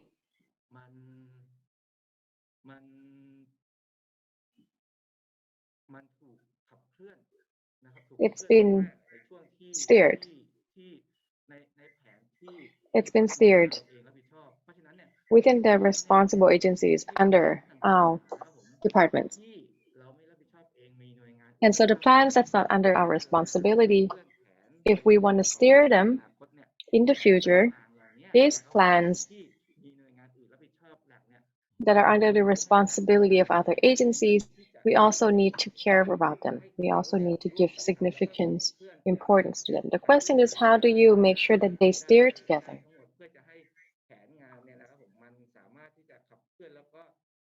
So that all of the plans are successful and they're steered towards the same direction within the same period of time. And another challenge that I had see is that despite the fact that it's also different agencies and we also need to mobilize them and motivate them to implement things, I think the regulations and also the law, for example, in number 4 on the development and communities, because we have to remove the communities, the former constitution, the current constitution, or the constitution before. There's a lot of agencies that were established who protect the rights of the people, right? So to protect the rights of the community. So therefore, our work that's related to the impact of the people, it's a big problem. So the first thing is we find a lot of problems, we find a lot of issues, we find barriers, we find the ombudsman, we also have the Damrong Tham under the Ministry of Interior. I'm not saying that they are not good. They're great, but it's actually a challenge to our work. And it increases a lot of the steps for our work. And then for us as the government, it's harder to work. And I think that's it for me. Thank you. Thank you so much, Director. I see your challenge and I see your difficulties because you have been working directly with the historical site and you have to really deal with a lot of people and the communities and the urban and understand that the level of your involvement is from both, you know, inside your historical site and also outside. And I see that we need to work together with the communities to ensure that they are still in alignment with the protection and also development plans. And so that's something that you need to still work with us, and we still need you to solve this problem. So thank you again. And lastly, we have one question from the participant who asked to the Director Sutat Misakun. I would like to read the question, please. So the question is about water management of Ayutthaya. So there's been an integration with a lot of agencies that you had mentioned. The question is there a collaboration? Is there a collaboration with other agencies? And when you do excavations, especially underwater archaeology, is it in alignment?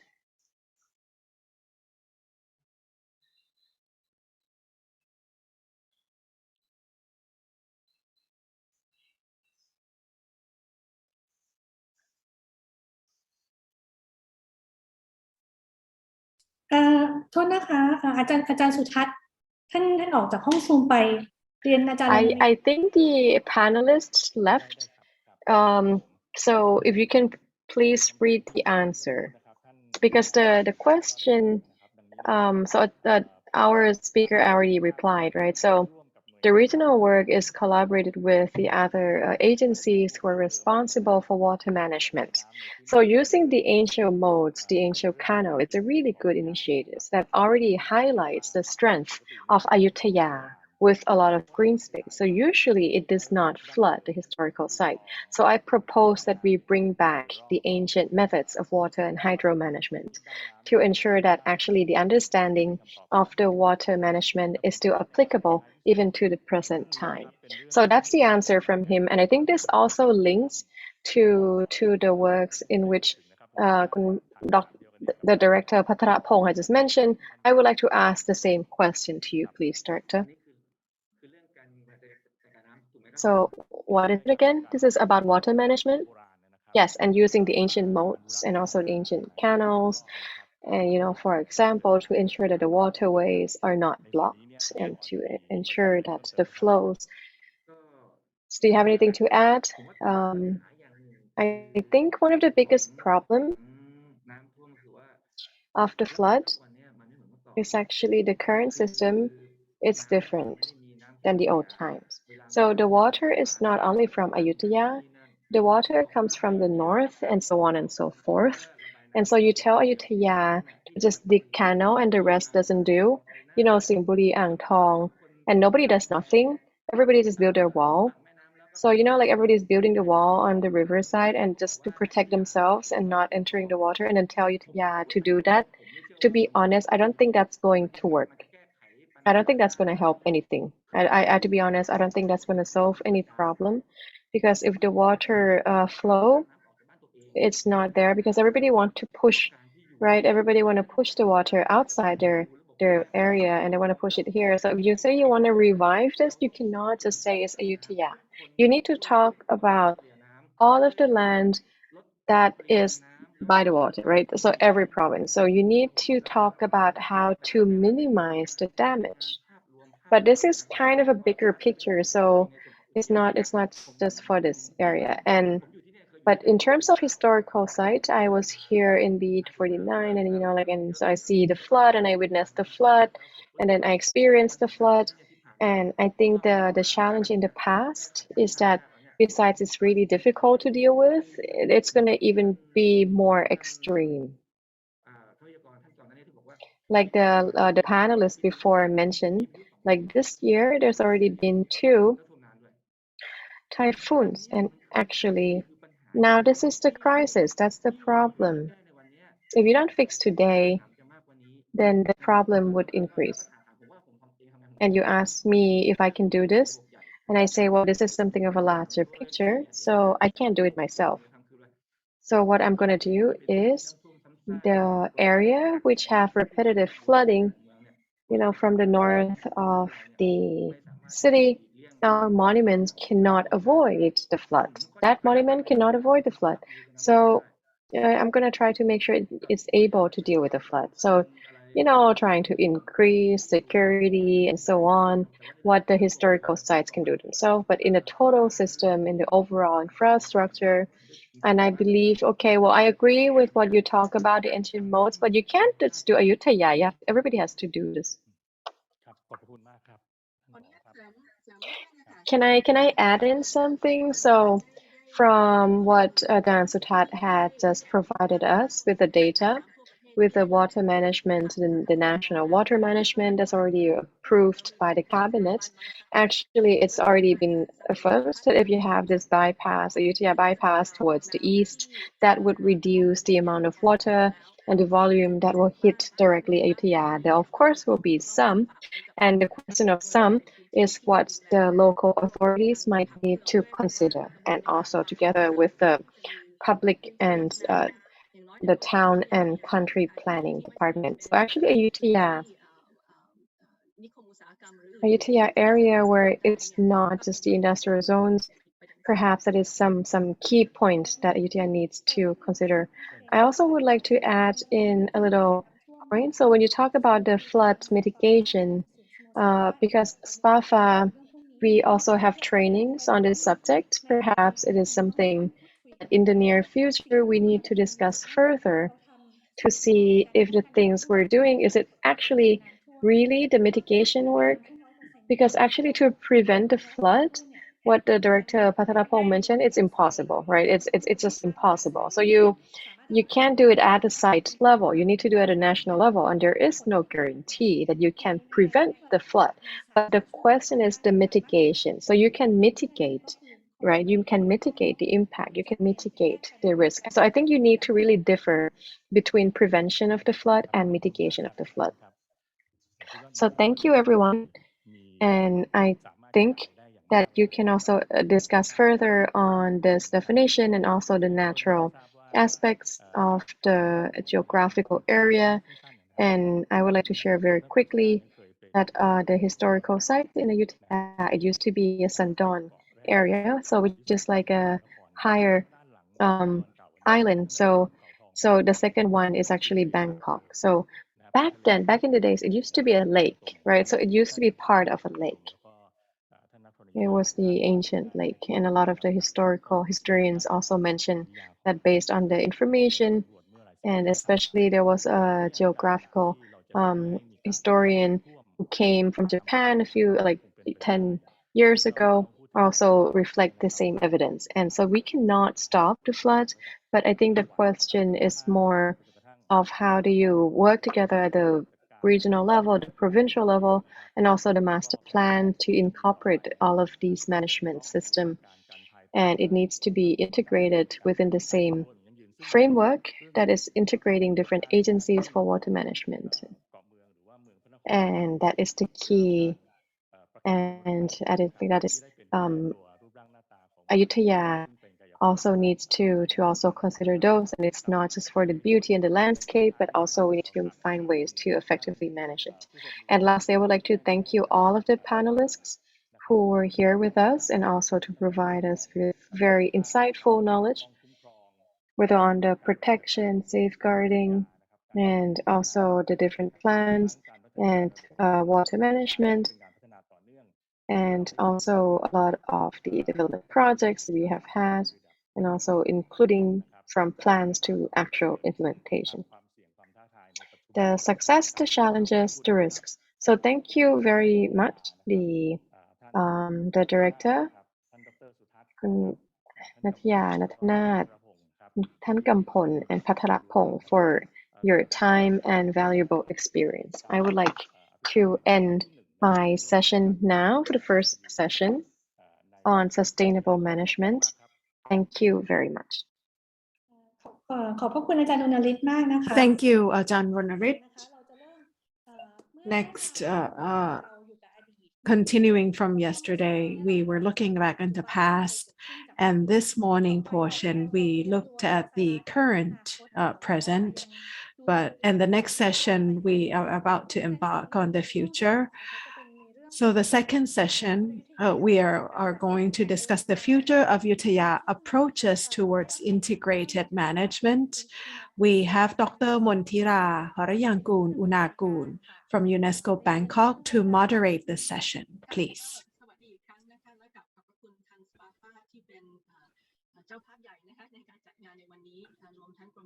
Good morning and thank you, SPAFA and Fine Arts Department.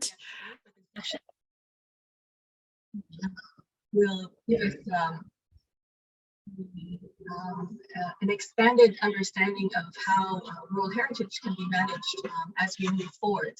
The previous session already raised a number of issues, and as Dr. Vulnerabilities has just concluded, what is very clear is that we need an integrated approach to managing World Heritage sites, not only from a heritage perspective, but also from an environmental perspective, a social perspective, as well as an economic perspective.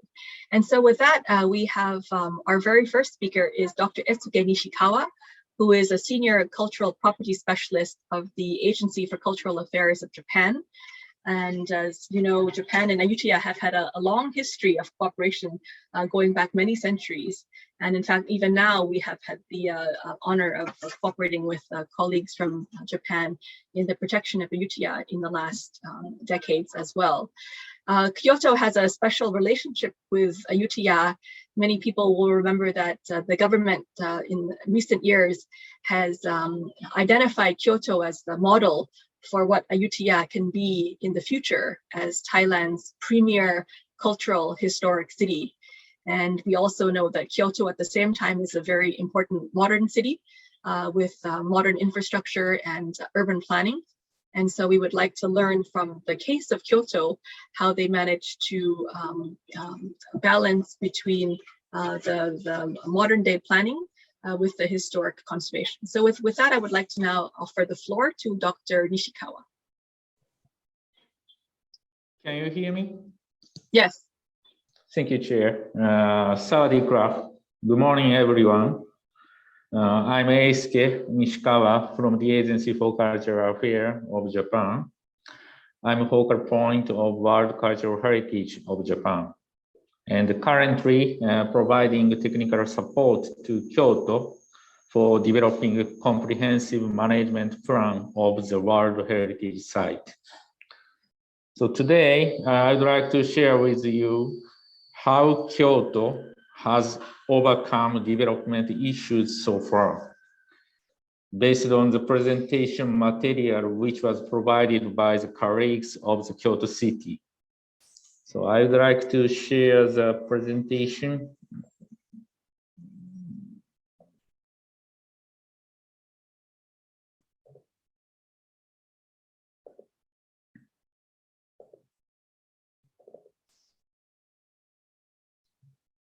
Can you see the presentation now? Yes, it's on screen and now. Okay, thank you.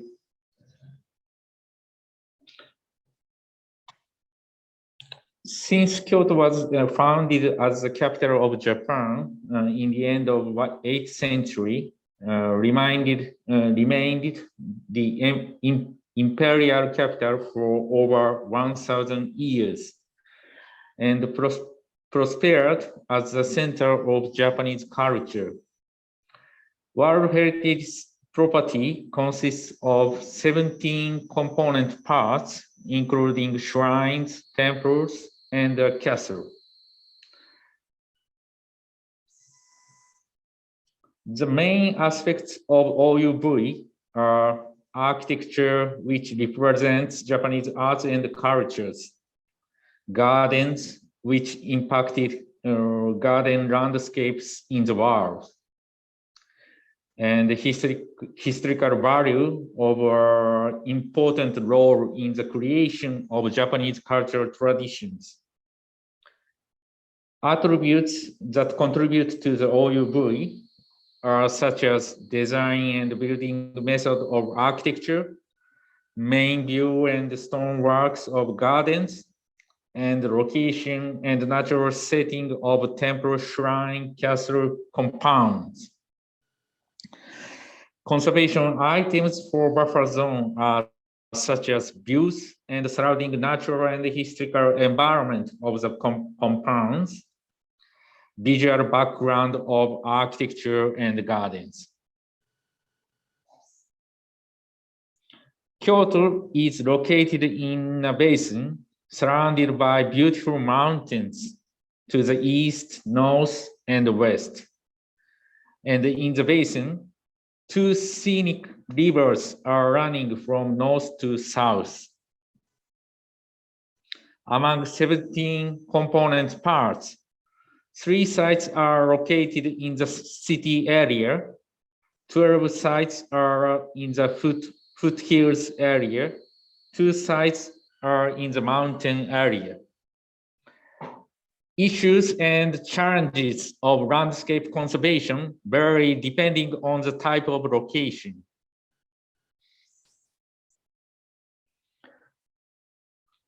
This slide shows the history of landscape conservation of Kyoto. As you can see, until the World Heritage inscription in 1994, there are 2 rapid economic growths affecting landscape conservation. Firstly, due to the rapid economic growth after the World War II, the rich natural setting of Kyoto was damaged, such as developments in Narabigaoka Hill, which is very important for landscape of Kyoto.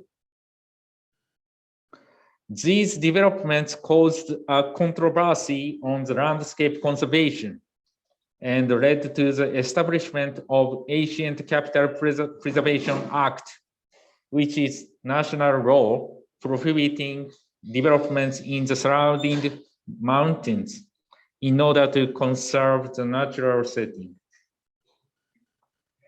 Following this, the first landscape conservation measures were implemented by the Kyoto City. Secondly, in the bubble economy period of 1980s, large-scale developments such as Kyoto Station building also caused big discussions on landscape conservation and led to implementation of the second landscape conservation measures of the city. As you see, Kyoto had been enhanced its landscape conservation measures, overcoming issues and discussing with citizens. This map shows the location of World Heritage component parts and multi-layered zoning for landscape conservation, which had been developed through the history just I explained. But this was not enough. Developments were damaging the landscape of Kyoto, not drastically, but gradually. As shown in these slides, lack of architectural harmonization, spoils by excessive advertisement, and so on. We call this kind of negative impacts as creeping distraction. In the historic center, traditional wooden houses had been destroyed due to development of large condominiums. Citizens became more aware of the issue that the value of Kyoto was being undermined due to such kind of developments.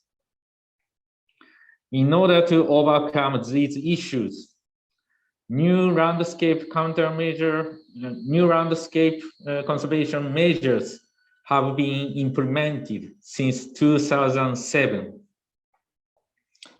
At that time, there were three main actions. First one is recreation of Kyoto as a national strategy. Second one is landscape conservation involving citizens. Third one is establishment of landscape acts. The national strategy was developed in response to a proposal by the business community in Kyoto.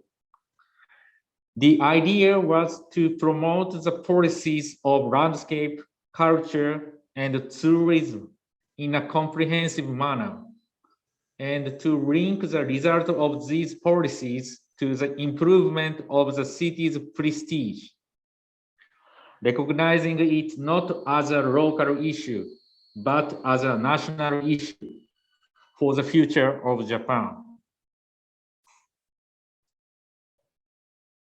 Regarding the involvement of citizens, Kyoto City established a council and developed recommendations after a year and 3 months of deliberation, including the discussion with citizens. Firstly, landscape policies looking to the future in 50 years or 100 years. Secondly, landscape as public property. Thirdly, responsibility of each citizen for passing down the landscape to the future generation. Based on these keywords, basic ideas were developed. In the new landscape policies, we established 5 pillars of height, design, view, outdoor advertising, and townscape conservation, and implemented comprehensive measures with regulation and guidance. Regarding the height limit was lowered in about 30% of the city area. For example, in an area of the city center, the height limit was changed from 31 meters to 15 meters. This photomontage shows townscapes before and after the height limit change. You can understand the positive impact was brought by this change.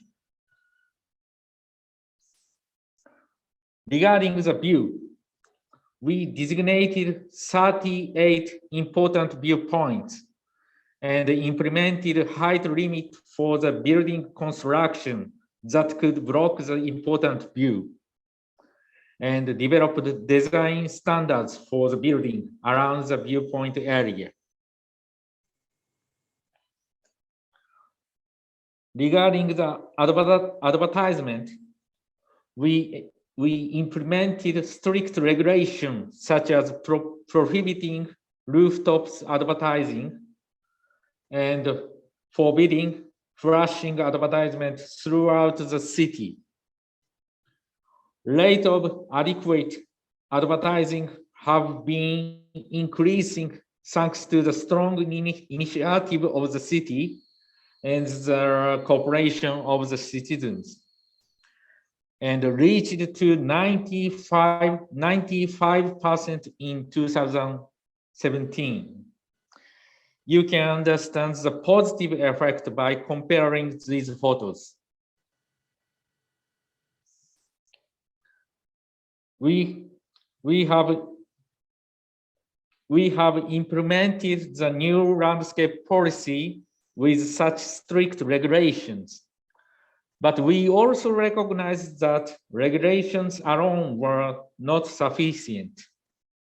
Therefore, we enhanced the policy in various aspects.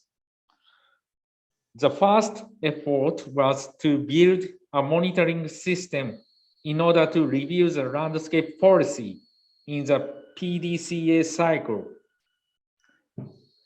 In this system, we make a report on details of the review, hold the Citizens Council for the landscape discussing on the report, and reflect the result of the council in the policy. This cycle have been implemented on a regular basis. The second effort was to support for local community to join the landscape conservation. Kyoto City has certified an organization involved in conservation activities as a local landscape council. And the city supported its activities and created a system that allows local community to give opinions on the developments in the area. Currently, 10 groups have been certified.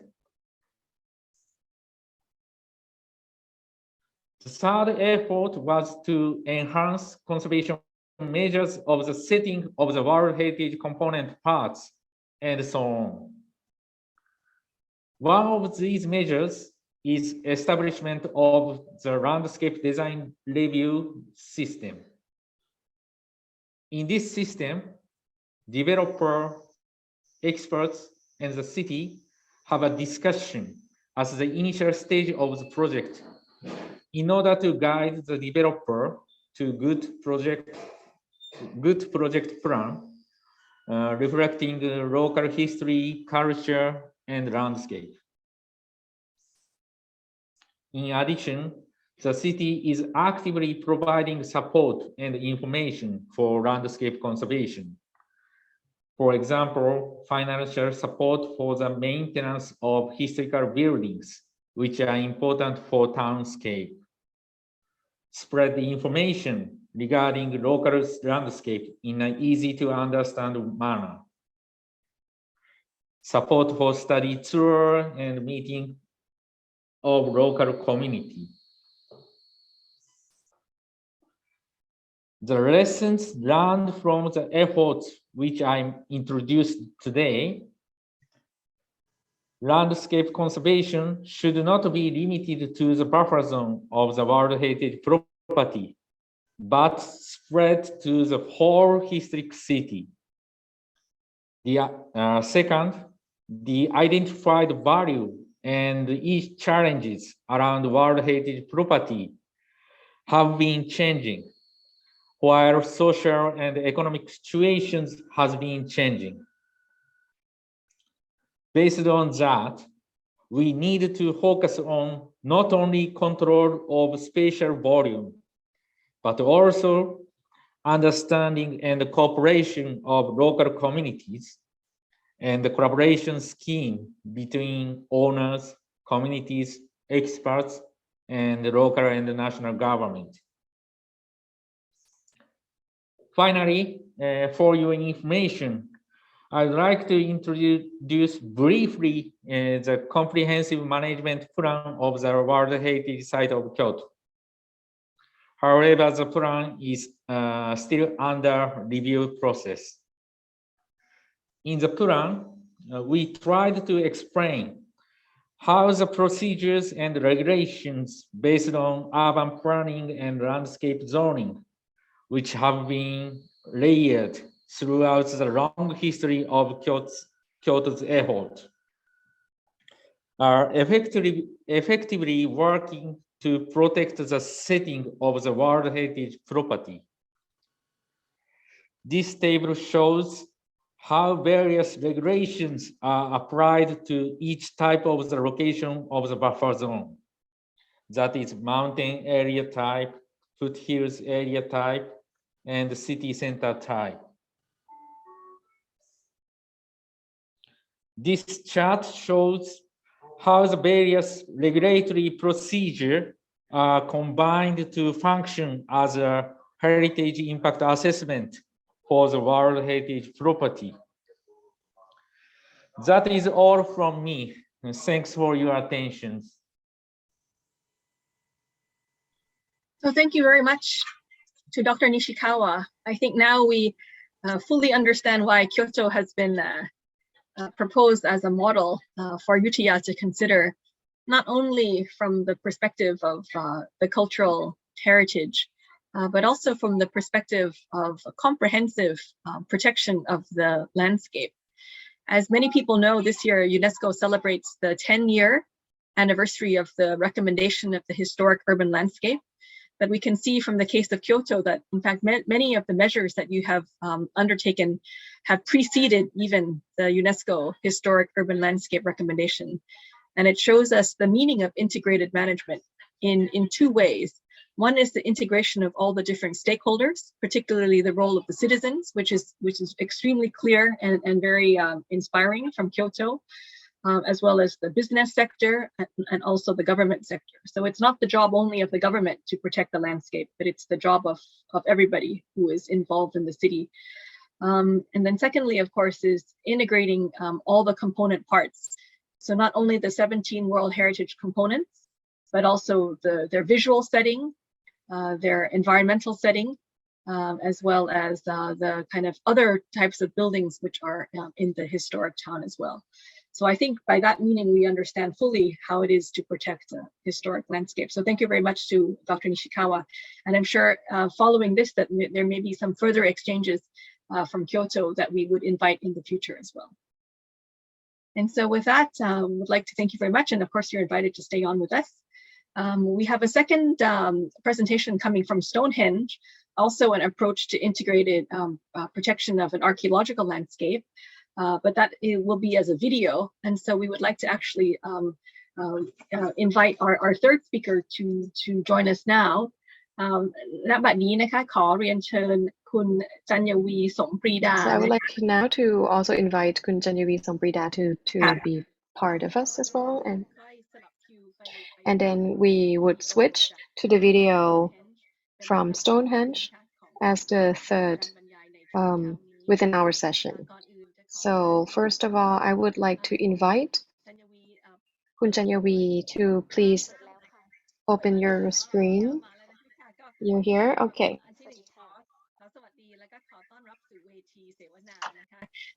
So good morning. Welcome, Kun Janyavi. So I see you've been attending our sessions in the morning.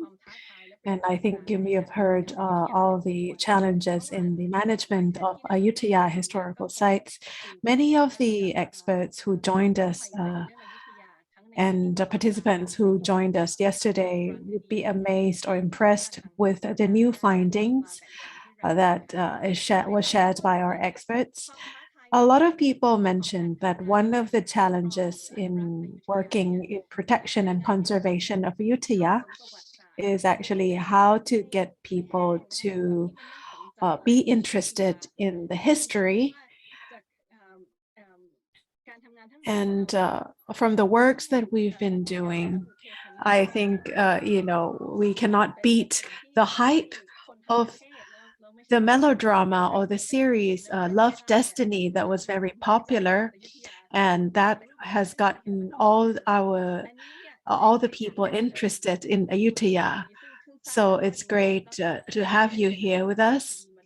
So as you don't have a background in archaeology, so it's worth actually asking you on your opinion about this hype and trend of Ayutthaya in the mainstream, and how have you learned about the historical backgrounds of Ayutthaya through this. So my name is Rom Pang. It is my pen name of, and I have written the screenplay of Love Destiny. So the inspiration of writing this Love Destiny screenplay is through my extensive readings. And I've had some historical backgrounds, mostly on the chronicles and all those archivals. And a lot of the narratives was actually told in the past. It needs a lot of translation from Thai to Thai. And the archives from France has to be translated into English. So there might be some discrepancies found there in the translation. So what I felt was actually telling a story this way was very interesting, because I have a background in archaeology, and I major in historical arts, focusing on architecture and artifacts. And I also have a background in archaeological excavations. And in my imagination, when I walk around these archaeological sites and museums, similar to general people, I would be interested in knowing the narratives and stories from the past. So with my strong background and imagination, I would often think about who would use these artifacts, or who has walked these grounds before in the past. And imagining back on the use of these properties and sites. So I wanted to write the new narratives after reading a lot of literature, Thawipop or Sai Lohit. I wanted to write this story of my own, because I wanted to interpret the history through my own words, and would want to cater to many types of audience. So that's the background. That's why I wanted to write about the screenplay. So I did not really have my target timeline on which period I wanted to focus about, but basing on my study with the chronicles, and there were some interesting chronicles, and that could be interpreted in a fantasy manner format, which actually had the story about the diplomat during the King Narai's reign. So that's the background of the screenplay Bupphe Saniwat, or Love Destiny. Then when I was writing my screenplay, I studied the first-hand document, and also did a field visit acting as a researcher myself.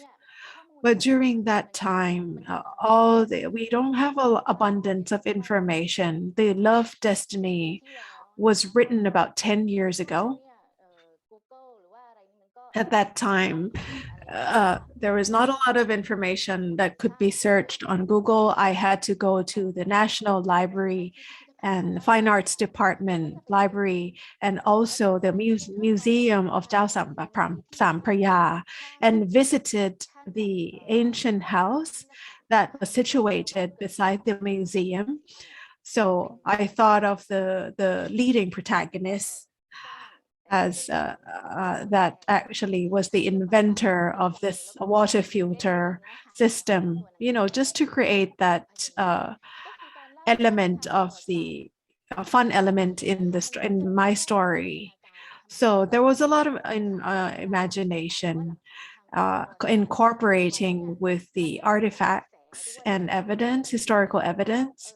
So I had to pick, what would actually fit with my stories. So sometimes there were twists in order to put in that fun element. The leading male was actually the diplomat that actually went to France, and I made him one of the sons, and also some characters sometimes indicated that this character was actually in another era, but I made them brothers in order to make the stories more interesting. So in studying all these existing documents, Gesurang was the leading, was actually time traveled and lived as the Karake character. So it's actually one of the things that I used. Gesurang heard about the story this way, but from the locals themselves. So it's not, being definite about the stories that we learned from history. So I was using the character in learning from the storytelling. So a lot of evidence is very flexible. And it can be documented through time. So as time passes, there might be additional document that might be conflicting with what is present in my works. So I used a Getsurang and who time traveled to the past. And despite the fact that she was in the past, she didn't really know the facts. Only fact was known by what she was, her conversations with the local. The hype to this Love's Destiny, there was also popularity, gaining popularity, and people renting out, traditional costumes to visit the historical sites. So because these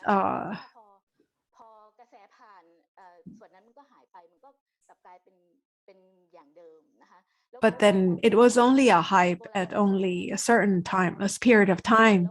So this actually was an advantage to the historical site itself, because I think there were pathways and made, because Wat Chai Watanaram temple 20 years ago, there was they had experienced the flood annually.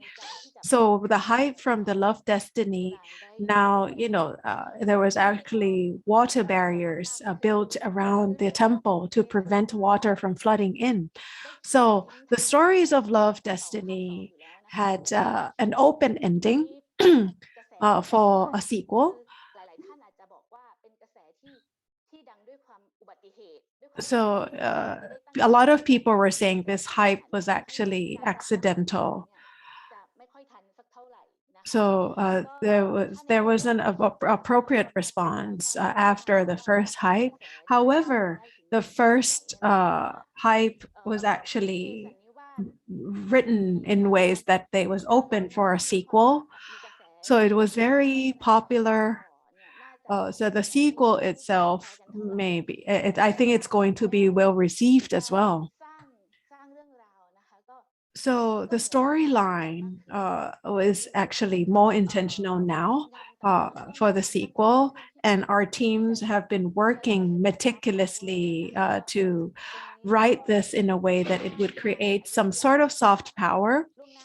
And if Ayutthaya know in advance that there might be a release of this sequel, I think Ayutthaya could respond to the hype much better than the first hype. So Bupe Saniwat included Wat Thai Chattanaram Temple and Wat Phutta Sawan.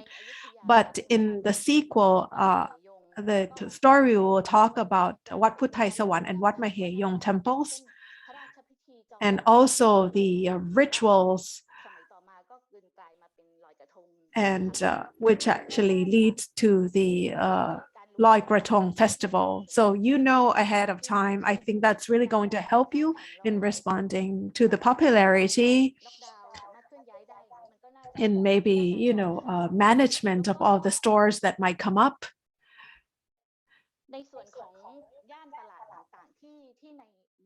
So also the markets mentioned in the stories would also appear in in the melodrama or series as well.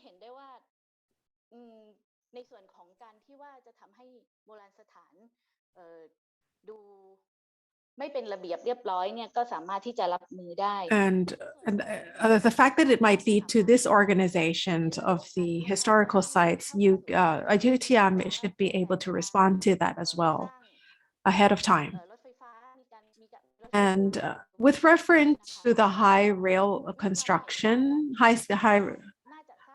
rail construction, my opinion is I think it's going to benefit the communities a great deal. You can, and as informed by the State Railway of Thailand, the level of the rail has been reduced. And but my opinion, if possible, I think there should be a site museum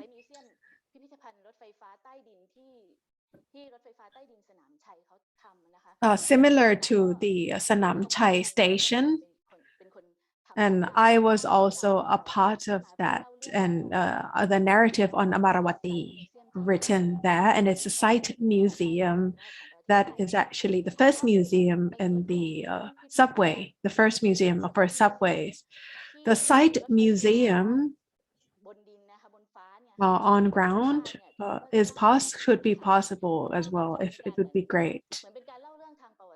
Because it's a narrative on the historical development that could go well with the urban development.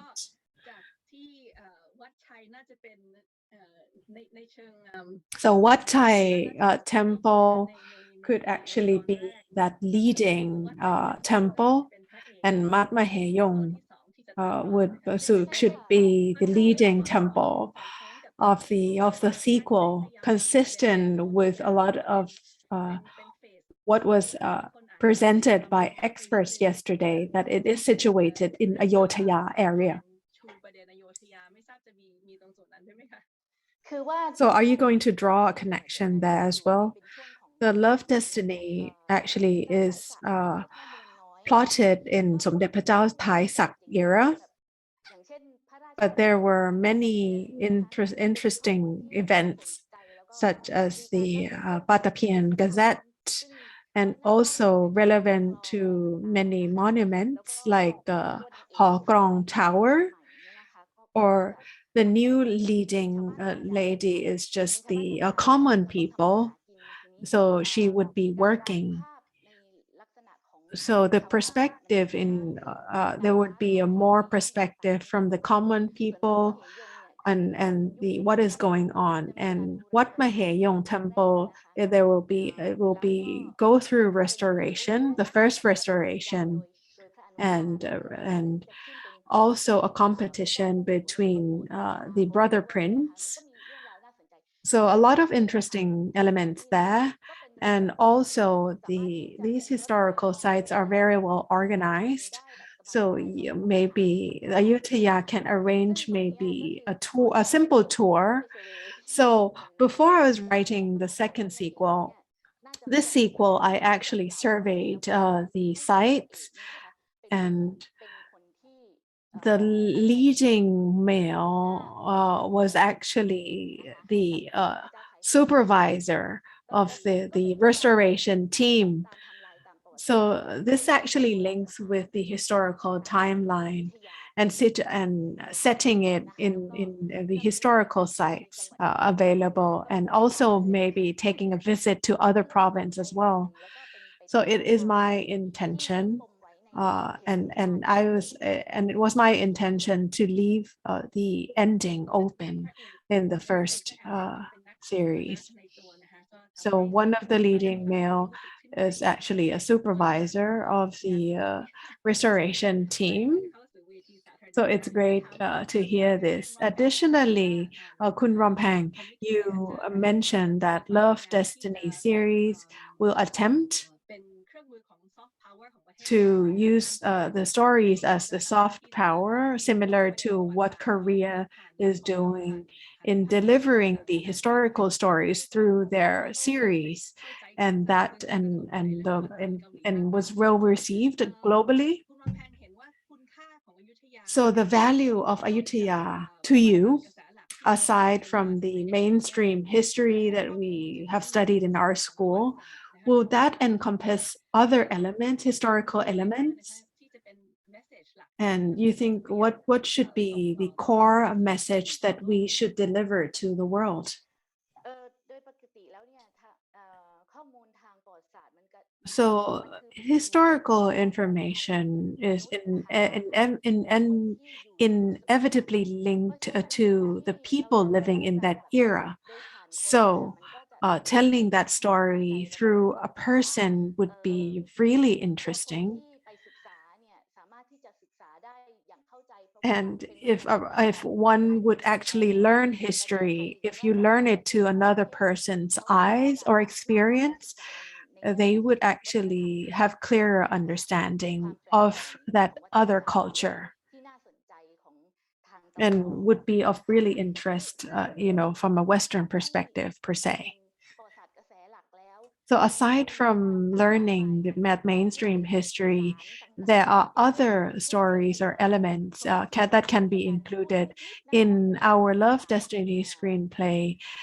We also mentioned the Pantai Norasing Court, because but not a lot is mentioned because we don't know if that really existed in history, because there was only small information mentioned in the chronicles in the early Ratanakosin era. So I am trying to mention historical sites in the legend. So it would be so interesting to have you tell us all the stories that you have for your sequel. But with our limited time, maybe I will end with this last question, because I have a question. So the reason that you actually linked these stories to the current day stories through Kukarake. For example, in food, or Getsurang's character that reflect on character. So my question is on the food. Many food has history traced back to Ayutthaya, and linking that to the food today. The question is why you picked grilled river prawns and nampla dip instead of picking other types of food. Why did you pick that grilled river prawns? So without any technical input, it is because grilled river prawns is my favorite food. So the next sequel will include a lot of food as well, such as the fried fish. The leading female will actually sell food and also make up the organic makeup that was actually invented during that time. So the food element of that, there will be some interesting food. I'm not sure if that will be put in on the television series. For example, oven baked chicken wrapped in lotus leaves that is marinated in herbal ingredients. Also, there'll be cooking elements that is integrating the present and the past and bringing in that element from that diplomat area and Gresurang, who is living in Karaget's body. And also those tools such as iron that will also be present in the show.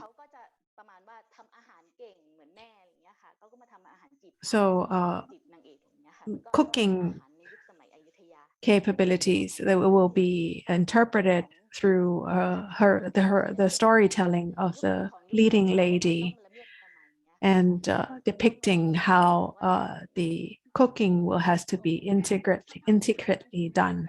So last question. Are you interested in writing the stories in other historical cities as well, such as Kampang Phet? Well, in the Love Destiny series, there is also a plot where they travel to Pisanulolo, which will also tell a story of the architecture and sites present. Other literature I am planning to write right now on Panang Jamatevi, that's in the Tawarawadi era, going back about 2,000 years in history. Well, that's all about the time that I have, but thank you, Kun Rompang. That's her pseudonym. So I think it's a great work that you're doing in delivering the history to the world through your storytelling. Thank you very much for being with us. We bring to a close this session on Kun Rompang, and then learning how Ayutthaya can become kind of a new contemporary spirit in the development, not only of Ayutthaya itself, but also sort of like Thai society and Thai economy as well. So with this, we'd like to close this session with the last speaker, who will be Miss Sarah Simmons. She's the former World Heritage Site Partnership Manager for Stonehenge and Avebury in the United Kingdom. Stonehenge, of course, needs no introduction as one of the world's most famous archaeological sites. They have also been facing an issue with a major road project. And so Ms. Simmons will be sharing with us the background and the details of this road construction project and its impact assessment. Hi, my name's Sarah Simmons, and I'm very happy to have been invited to come along and do a presentation for what looks like a very exciting conference. I'm going to be talking to you about protecting outstanding universal value in an archaeological World Heritage Site landscape, drawing on my many years of experience at Stonehenge. I'm going to be looking at the Stonehenge Road Scheme, which is, of course, an ongoing challenge for the World Heritage Site.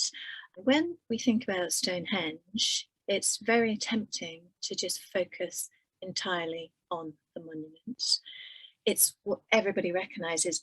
It's such a well-known prehistoric monument, perhaps the most well-known all over the world. And people just think about a visit to Stonehenge being one where you drop down into the landscape and go and look at the stones and leave. But it's actually a great deal more than that.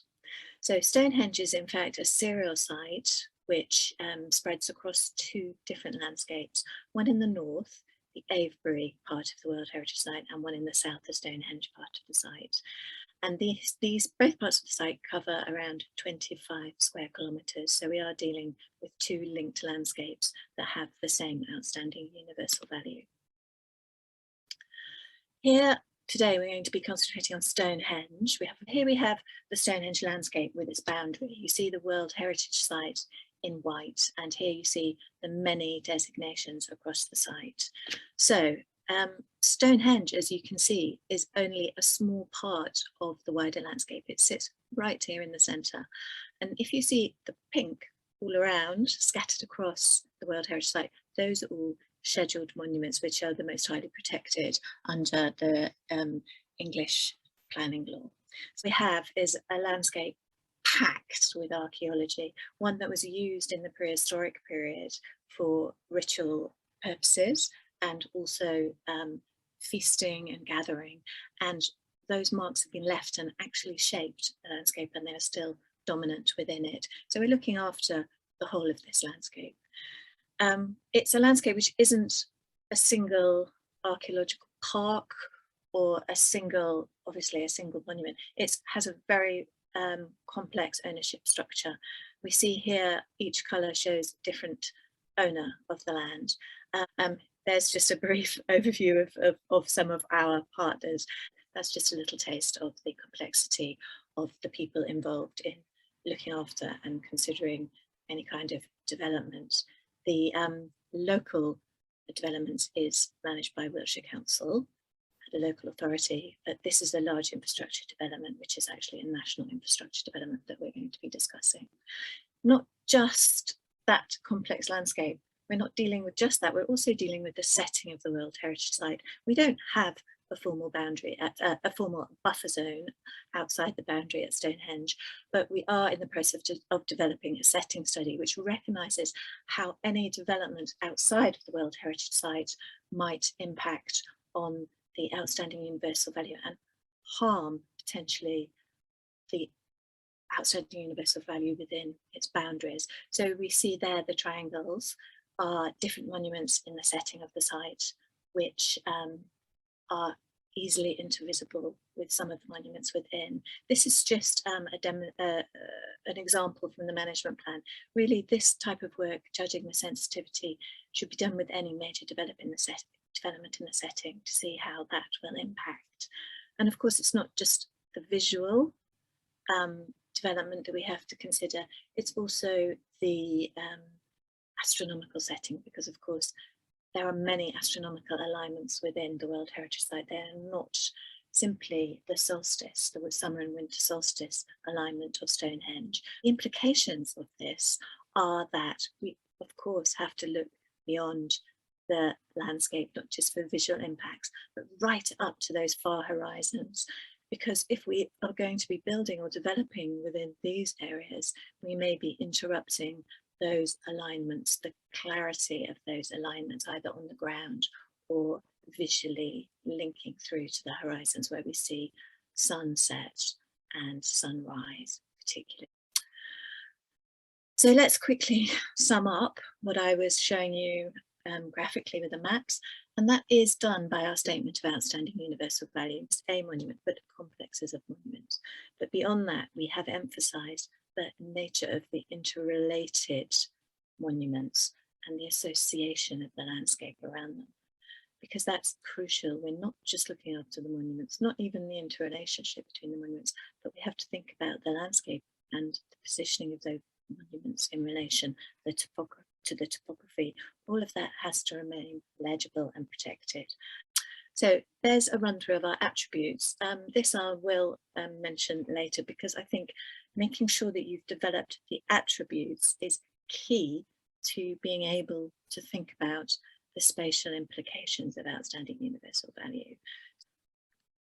So the management plan, of course, is a main tool for the protection of the site. So along with national policy, the management plan focuses primarily on the protection of the OUV, but it's a values-based approach which we apply. So we're balancing that with all of the other uses of the site.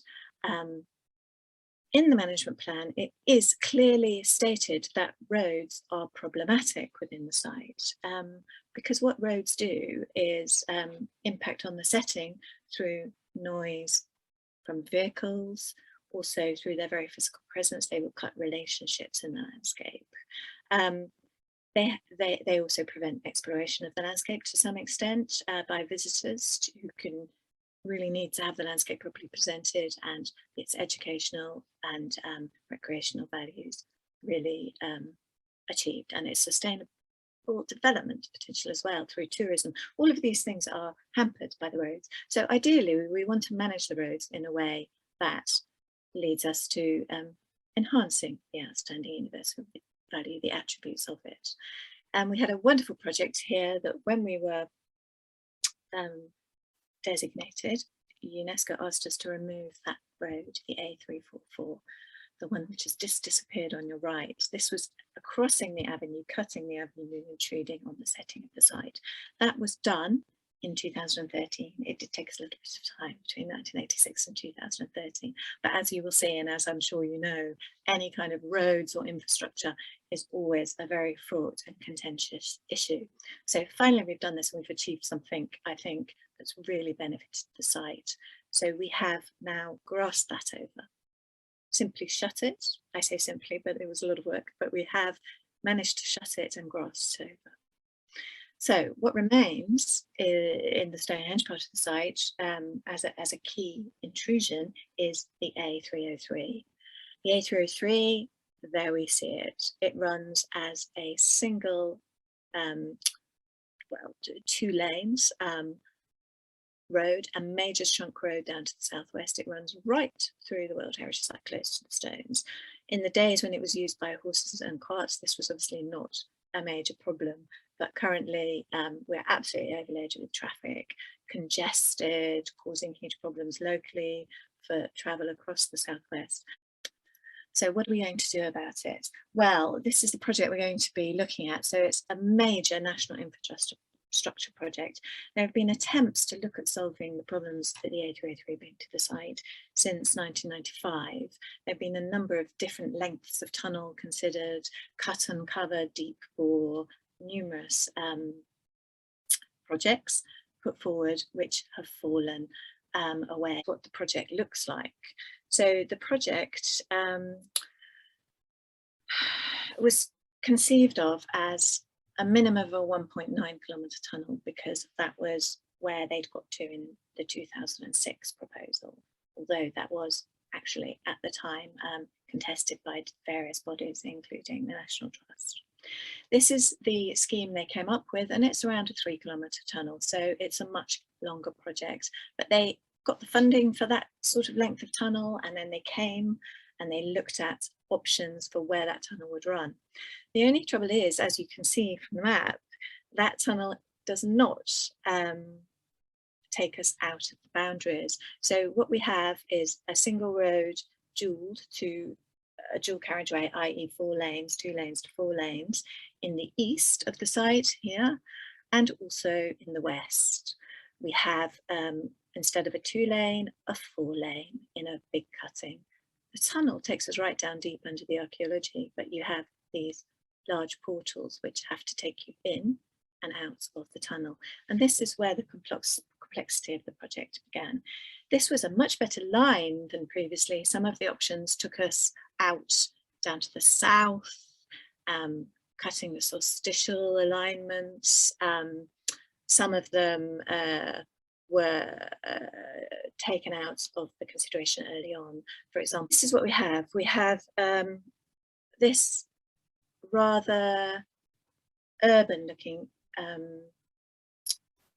placement within the landscape. Every attempt here to minimize the impact, but as you can see, you do have a large cutting with at least double, if not 3 or 4 times the width running through that landscape.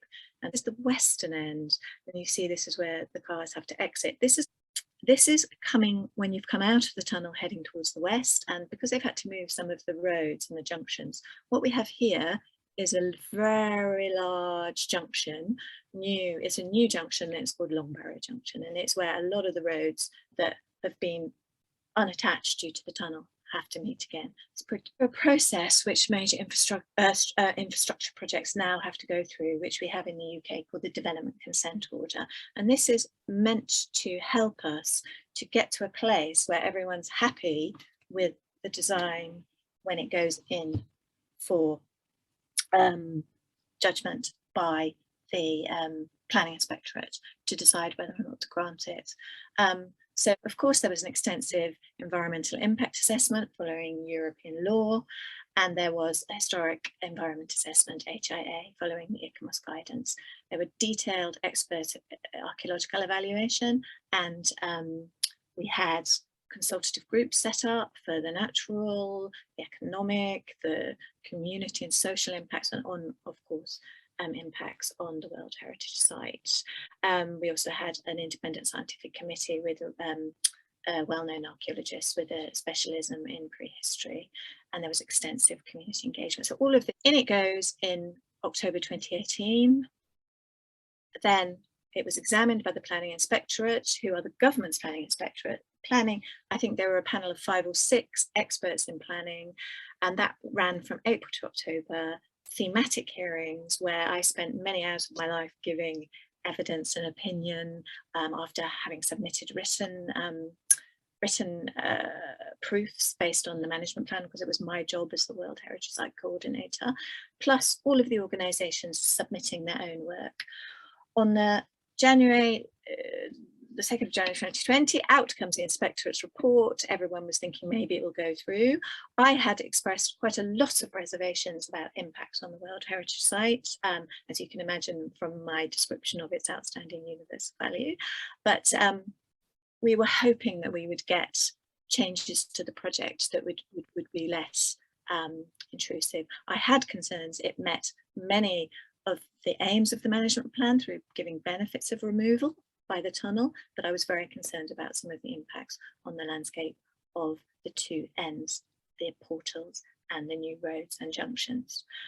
And it seemed that the planning inspector did actually agree with that. Despite quite strong support from the heritage agencies, the planning inspector was the one to decide that the proposed development would have such a substantial harm to the significance of the World Heritage Site and impact on its OUV that it should not go ahead in its current form.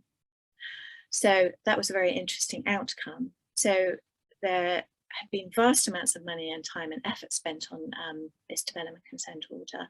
So everyone, I think, was a bit surprised when the planning inspectorate came out with this, but very understandable when you think about some of those impacts. The department, we wondered what the government would do with this, because planning inspector advice is actually just that, it's advice. The decision is actually advice. And the Secretary of State for Transport decided, in fact, to grant that development consent order. So that was another turnaround in the process of the scheme. But then an independent campaign group who were calling themselves Save Stonehenge World Heritage Site, who were the Stonehenge Alliance, raised a judicial review because they felt that the Secretary of State's decision had not been based on legal grounds, that he'd overturned the advice not on legal grounds. And the judge decided in their favour. So we had another turnaround on the 30th of July 2021, where they decided that it was unlawful, irrational and unlawful, and that inadequate consideration had been given to individual assets, and that not enough consideration of alternative schemes had been done. So the Secretary of State now must look at it again and redetermine it. So a lot of work is still going on now with Highways England, convinced that they will be taking the project forward, working with partners to look at the changes that might be made or further evaluation that could make their decision to go forward with the scheme acceptable. So that's where we are now. This is why I call it ongoing challenges. UNESCO and ICMOS have been involved in the process. So a decision in 2019, ratified in 2020, noted with concern what was happening at the western end and its impact on OUV, the western side, where we saw the large portal coming out, breaking up relationships between monument groups and the big impacts of that large junction. It also asked the United Kingdom to look at a longer tunnel and look at getting that portal outside the site. So just make sure there wasn't development within the boundaries at least. So a decision in 2021 took into account the fact that this had been turned on its head and that permission had been given, because it hadn't actually seen the High Court decision then to rule the permission unlawful. But it was saying to us that we had the danger of being on the World Heritage Site list of World Heritage in danger. So this is a big worry, because Stonehenge is one of the most iconic monuments, important, particularly emphasised this year by us losing our status for Liverpool. So a great deal of work needs to be done to make sure that we get Stonehenge, keep Stonehenge off of that list, and make sure that the OUV of the World Heritage Site is protected. Lessons learned to finish with. So a little bit long list and quite complicated, because of course, if the answers were simple, these lessons would already have been learned. But I think that one of the key things is ensuring the spatial implications of World Heritage Site OUV are understood clearly within the boundaries and in the setting of the World Heritage Site. These should be clearly articulated. What type of and what scale of development would create significant harm or even cumulative impact. This should be mapped. Rigorous future-proof assessment processes should be identified and included, because we don't know what kind of developments are coming. So we need not just the naming of inappropriate development, but also clear processes for assessing. This should happen before any projects are underway, ideally, because once they're underway, very difficult to get agreement on this. As part of the management planning process, we should have this setting study, which includes those features I've discussed. Flexibility is, of course, important with development, but you need clear parameters, at least when you're dealing with OUV and international responsibility. In fact, they don't stop all development, no, but they make life easier for developers and curators, because everybody knows where they are. So remember not to discount areas without archaeological remains. If you do an archaeological evaluation, just because you find nothing in that place, it doesn't mean that place is not important or should not remain without development. It's often about understanding the use of the whole landscape and how it was used. And don't forget how important it is to factor in the potential of the site. So just to finish with, I would like to say that very recently, we had some work done some time ago on the hidden landscape projects with a very advanced magnetometry and other scanning. And we found, well, the University of Bradford, this was under Vince Gaffney and partners, and they found a great deal of signs, buried signs that could be monuments. This was looked on perhaps with some, a debate about whether they were natural features. But recently we have found, and this is breaking in November 2021, that we have these enormous pits up in this part of the World Heritage Site surrounding Durrington Walls. So deep circles of man-made pits, which are a key element of the landscape and help us understand how Durrington Walls related to Stonehenge and how the landscape was used. So what we have are these, you can see the size of the pits in relation to the trilithons at Stonehenge and the vastness of this incredible new monument, which changes our understanding of the World Heritage Site and how it was used. We are at great risk if we undertake massive infrastructure projects which may obscure some of these findings. We have to be very, very careful we consider archaeological potential. So to finish up with today, a huge coincidence, it is winter solstice, one of the most important times, and our new findings make us realise that winter solstice is probably more important than summer solstice. You can do it online. So here we go. Here is the link, so you can go on and watch that. It's very meditative experience. So thank you very much. That's a very quick canter through a very complex issue, but I hope it has been of some use to you, and I would be very, very happy to answer any questions you may have. Thank you.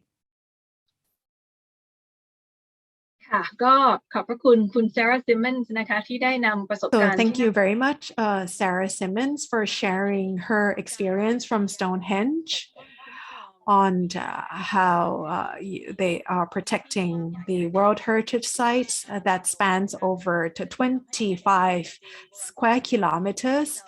And we find that the Stonehenge that we've known since we were young is actually a part of a very large landscape. So the protection will have to look at the landscapes comprehensively, and the research and development shows new discoveries, just in several months, and it shows that these landscapes will have significance, and very complex, and will deliver new findings. So the management plan will have to be flexible enough and being able to respond to the new findings that will emerge. So that's the end of the second session. So I'd like to now hand over the floor to Kun Thaya. So thank you so much. So from the 3 country case studies, I think we have seen a very interesting experience. And for example, in Japan or in the UK, and the ways in which the measures are used to deal with the challenges and limitations, both in the historic urban setting like Kyoto or Stonehenge, for instance. It was interesting to learn.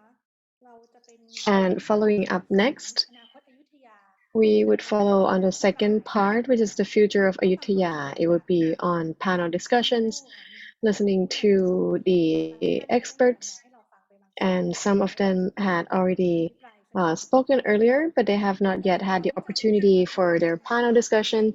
And before we reach that panel discussion, actually, according to the agenda, Kun Montila would have to give a short presentation, right, on heritage impact. So kind of like principles in brief. Because in this seminar, we talk about values, challenges, and impacts. And we'll at the end talk about impact assessment, but the impact assessment towards heritage, what is it and what are they? So it's not going to be 100% like EIA due to the nature of the location and the sites.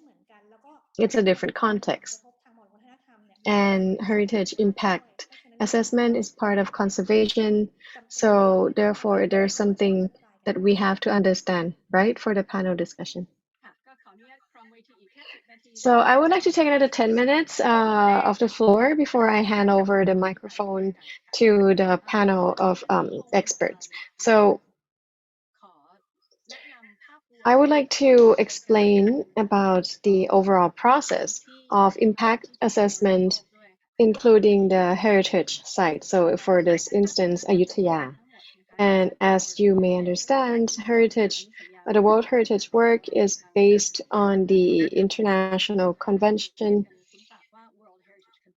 World Heritage Convention.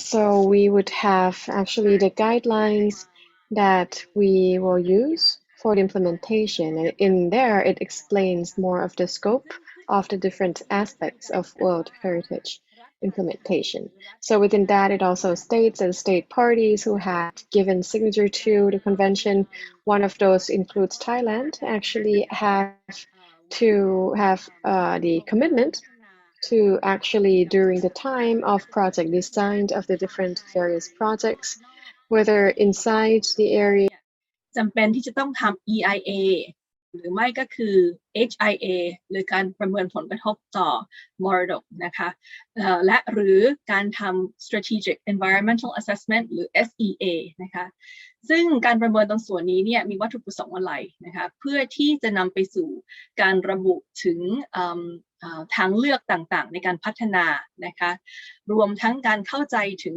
ผลกระทบทั้งแง่ลบและก็แง่บวกนะคะต่อ OUV ของพื้นที่ And the negative and positive impact to OUV that is going to lead to mitigation measures that will occur in the World Heritage Site or wider setting or associated areas.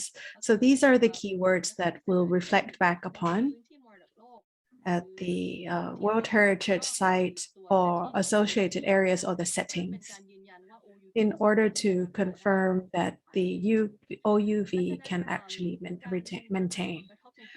So the impact assessment currently right now, ECOMOS is working with other agencies that is under the World Heritage Committee and have published the new document on the guidance and toolkit for impact assessment in World Heritage context.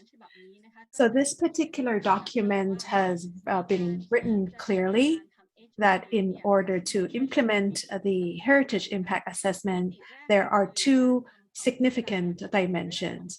First is to understanding the heritage area or the natural sites. So the area within the boundary of heritage site and the buffer area, as well as the wider setting. So the three layers, as indicated here, will need to be incorporated for impact assessment. The second element is there needs to be an understanding on the construction site or construction project and the elements of it in order to truly understand the whole process of construction and how that may impact to the World Heritage and the wider setting. First, when we consider the World Heritage area, that of course is based on the understanding of the outstanding universal value. In Ayutthaya itself, it has been written and published clearly in the UNESCO website on why Ayutthaya is inscribed as World Heritage. And it has consisting of monuments, palace, and also the urban morphology, as mentioned by Ajahn Sawitri, that the city planning itself has a systematic pattern, and also the streets, canals, as well as waterways, canals and moats that constitutes urban.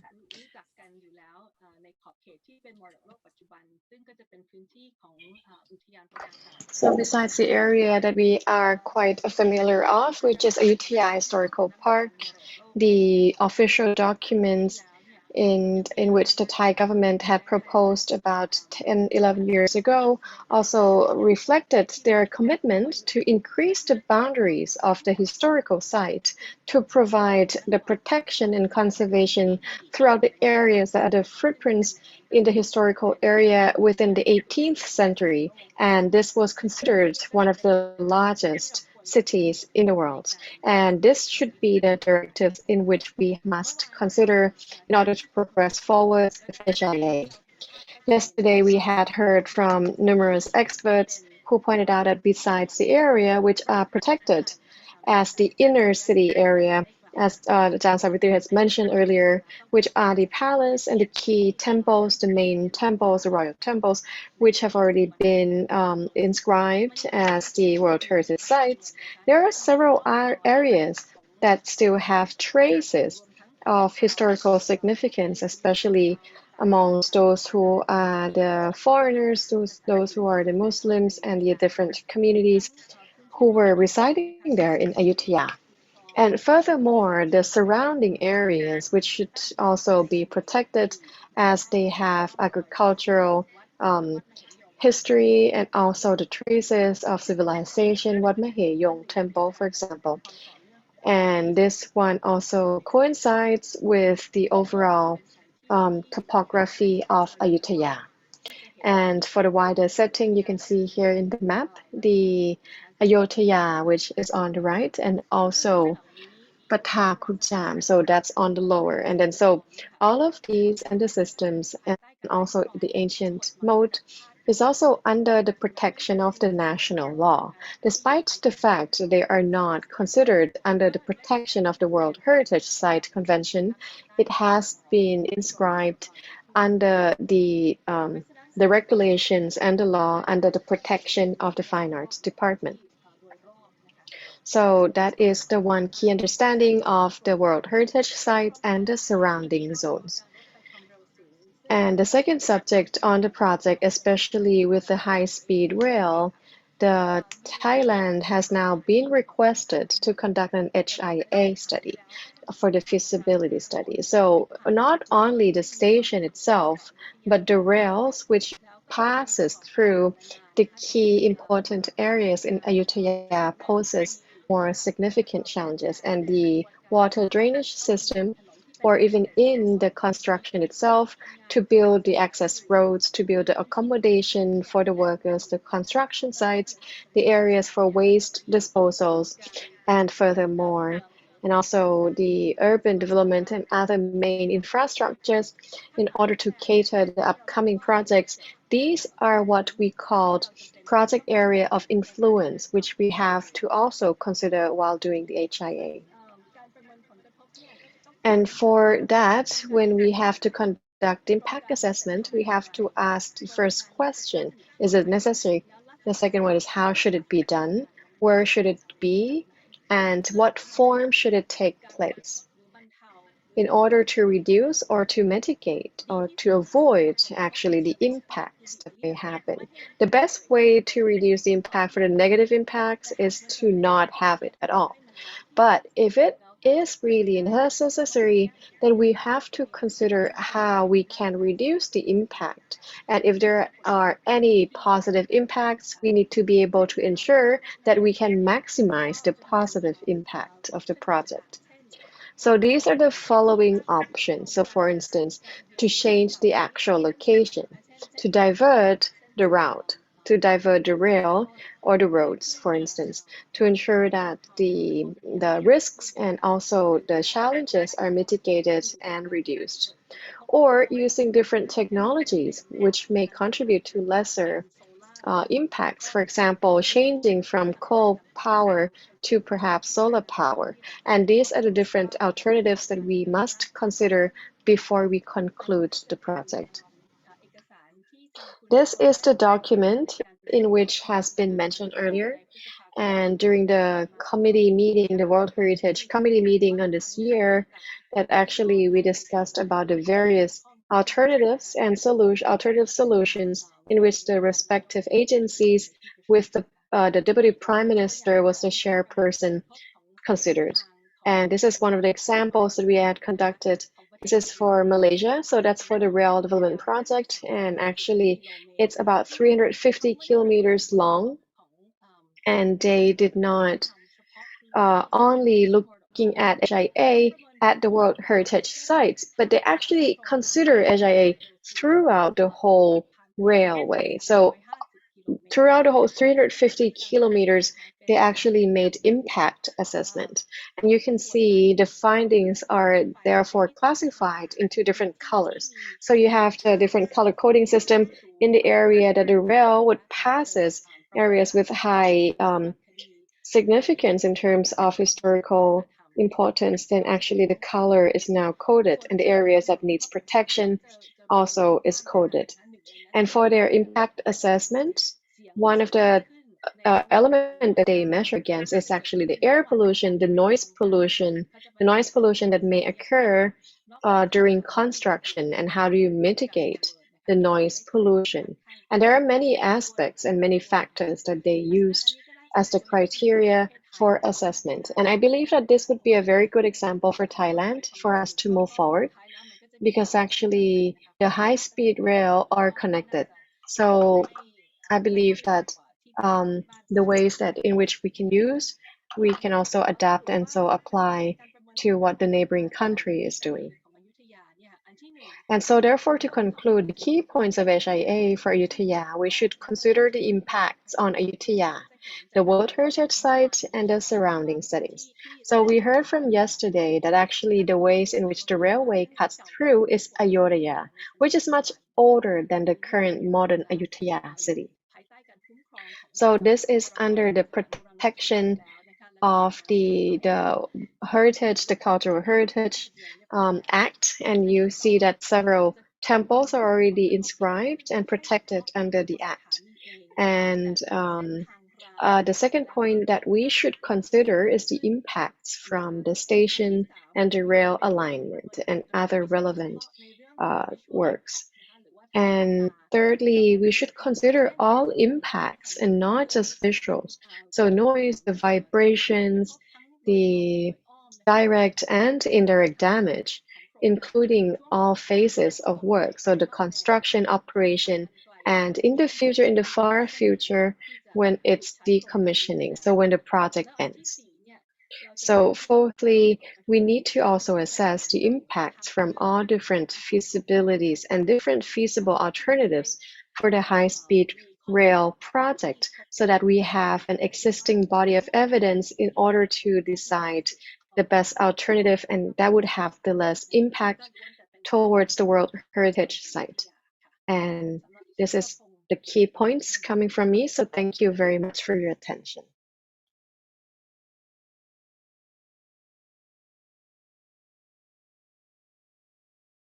รบกวนคุณยิ้มเปิดไมค์ค่ะ ขอโทษค่ะใกล้เข้าสู่ช่วงสุดท้ายแล้วช่วงไฮไลท์ก็เลย So we're coming towards the end. I'm sorry, I got a bit excited. I forgot to turn on my microphone. So thank you very much, Kun Montila, for a very interesting presentation on the heritage impact assessment of the different projects. And actually, for a lot of the officers in Fine Arts Department, this is not new because listening to what you mentioned, actually, we do something very similar already. We have an existing similar criteria that we consider even before there is the railway project in Latanakosin, the underground train. But the question is, should it be the third party?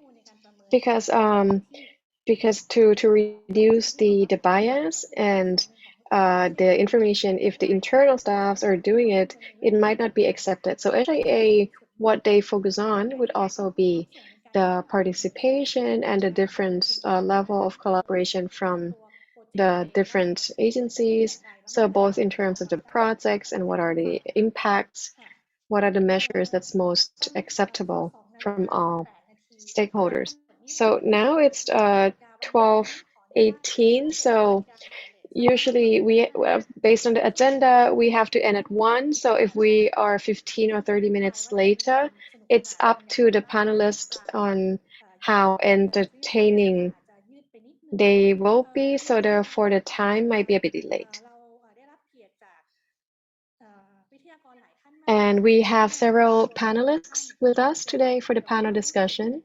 And then I would introduce to you the panelists, and then we'll discuss about the content.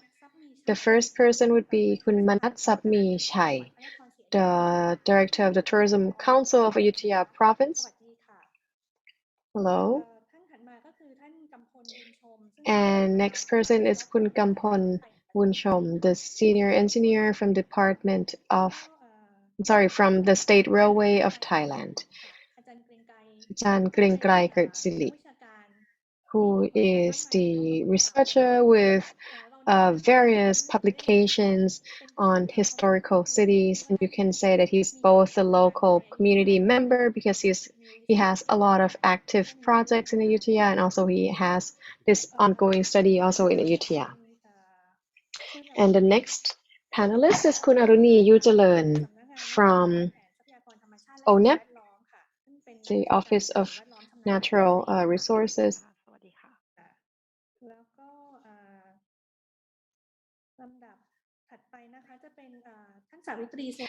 And next, Kun Sawitri Suwarnasathit. So she is still here with us, and then she would provide some of her knowledge in the discussions that would contribute to the future of Ayutthaya. And also we have the director of the Historic Park, Kun Patalapong Kamgan, is still here with us. And the last person is Director Shinawut, the Director of the Archaeological Office. And he's very busy. He's on the way. He's commuting, but he took his time to join us today. Thank you very much. And for the topic of today's panel discussion, we would be reflecting on the future of Ayutthaya historic site. So we'll be discussing on the ongoing conversations and the different subjects that we discussed since the first day until now. So we would like to hear what you think on the expanding of the boundaries of World Heritage Site. So I I'm not thinking only just in terms of expanding so that it's larger, but actually on expanding the locations which needs to be protected. So for instance, we have two overlapping areas, World Heritage Site and also the urban, it's actually the island. And when you look at the different aspects and the significance of Ayutthaya, then perhaps the area of protection needs to expand further. And so the question is, perhaps, do we need to expand it, and how should we expand it? Should it be area-based or zone-based? And next, it's on the managing the impacts, the risks, and resilience. So I open this free, and you can say what you think are the key problems, and it might be about in expanding the areas and so on.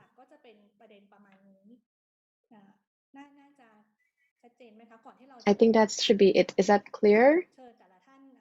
Before we invite everyone. Due to the time limitations, I think in the beginning, we would just use perhaps 5 minutes per one panelist. And then if time allows, then we will return to the first panelist again.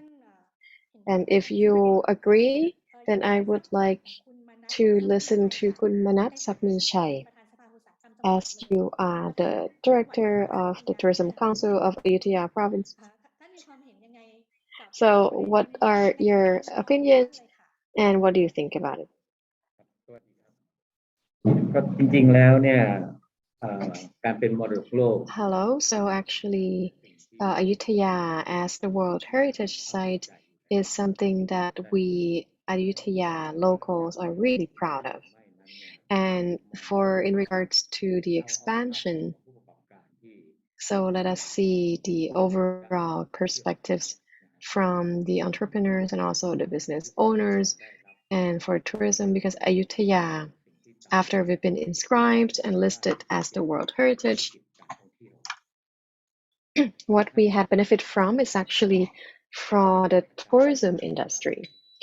So there has been a lot of the financial distribution.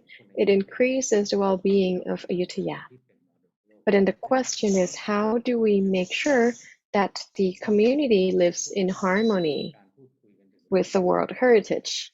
Because every time that we discussed about the expansion or the conservation of the World Heritage Site, it actually have an impact on the communities that lived inside the historical city. Personally, I believe that it comes from the understanding of those who are living inside the city. And their understanding is still limited, whether on the conservation, whether on the development of the historical site.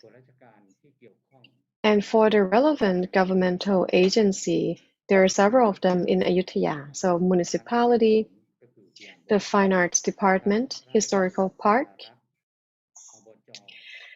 and the different local stakeholders, even to the provincial level. So all of the decisions that must take place, there needs to be a clear discussion, and there needs to be a clear conclusion. And it should cover the boundaries both inside the island and also the surrounding historical sites. And those who are the policy makers, only when they all can sit and have the consultation in one room and come to the same agreement and conclusion, that is the only way in which those who are residing there understands what would be the next directives. What we have seen in the last 3 decades is the development, the renovation really changed the landscape. The monuments are beautiful, but the question is, the community needed to adapt, and then how did they adapt? However, there are some progress in the past few years. A lot of the business owners, they try to adjust so that their business design actually coincides and are towards the same way in the same directions with the monuments. And that is a good sign. And I think that the government should be the one who is responsible and should be the key one who changes that actually their own design should be in alignment. For example, you see the uniqueness of Ayutthaya and how exceptional it is. So who should be the key pioneer? It should actually be the government, whether it's the buildings of the universities, of the college, the commercial buildings that are under the ministries' supervision. Why don't you start those as the pioneers? Why don't you start those, right? The government buildings, right? You see the private buildings, they build and they try to refer to the cultural design, but actually the government, the new buildings are still square. So maybe that is what you need to use, and you need to set an example. Because the government, you can design, right? At the same time, for the private sector, they have to follow the design rules. And of course, all of the business owners, they want to follow that. They want to comply to the design rules and the regulations. But for the expansion, I believe that actually the existing stuff that we have, at least it should be standardized before we expand to outside the area. That's in my personal opinion. And it is also a good sign to see that actually the officers and the staff inside the historic city wants to improve and wants to make sure that all of the monuments are beautiful and they're complete and they're renovated to draw in tourists. But what is still missing are several things, especially in terms of architectural design. And in Ayutthaya, we have tourists coming from all over the world. In the past 3 decades, Ayutthaya has been one of the key tourist destinations in the world. And at the same time, actually, there are those who are persons living with disabilities and those who need to use wheelchairs. So these should be facilitating to all different types of tourists. And I believe that in the close time, in the near future, we would have tourists who would need this assistance for persons with disabilities. And so I believe that this is something that we can still fulfill before we expand outside the key historical site. That's in my personal opinion. Thank you. ถัดไป Thank นะคะ you. Next, I'd like to now invite คุณกำพลบุญชม please. สวัสดีครับก็จริงในมุมมองของผมนะครับเรื่องของการอนุรักษ์เนี่ยก็เป็นสิ่งที่ดีนะครับแล้วยิ่ง So I think conservation is key, particularly the fact that the historical city of Ayutthaya is a World Heritage and one of the greatest in the region. But for the relevant development projects, the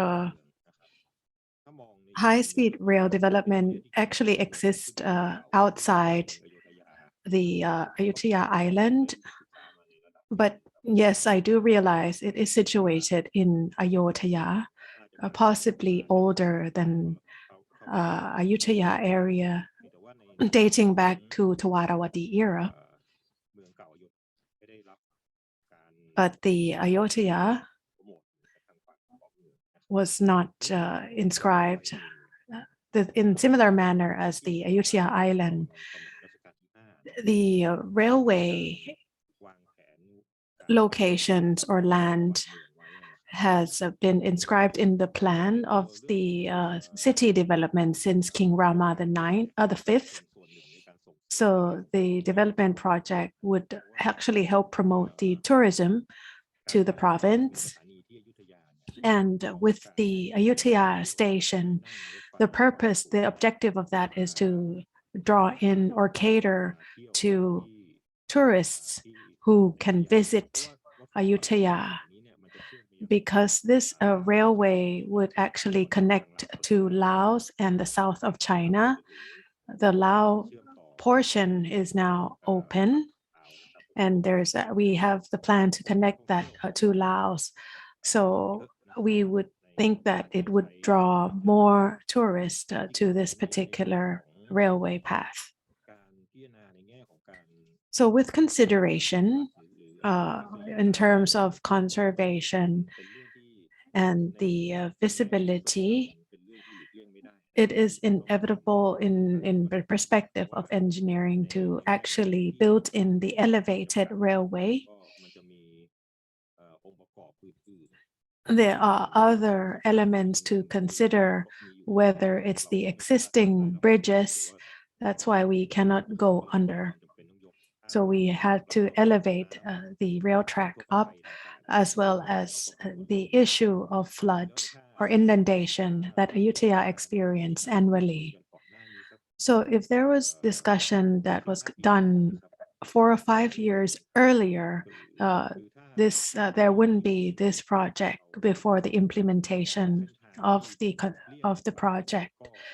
We may consider going around.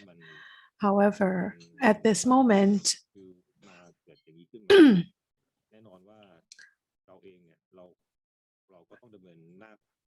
it is we have to go forward with the construction.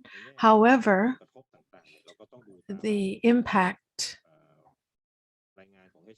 will be assessed by the HIA with regards to the noise.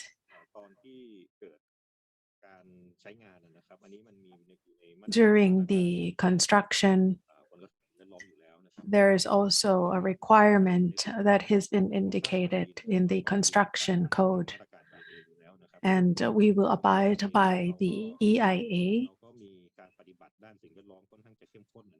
And we have been very strict in compliance with the EIA and to minimize the impact to the environment and the people.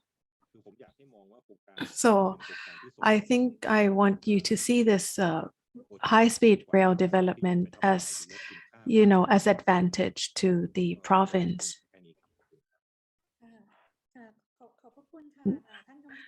Thank you very much, Kun Kampon. So after seeing the HIA assessment as presented by Kun Montira, so this transportation development project, I think everyone agrees that it is vital for tourism, not just the fact that it is passing through Ayutthaya, but it's actually a path that leads from Bangkok to other locations. So in principle, I don't think we are saying that it is inappropriate. So now let's hear from other experts as well, because we want to see diverse input from various experts. Next, I'd like to now invite, I think, possibly a client to the State Railway of Thailand. So Ajahn Kriengkai, you said that it would take 1 hour, right? So maybe we'll have a high-speed train now. Please, Ajahn Kriengkai.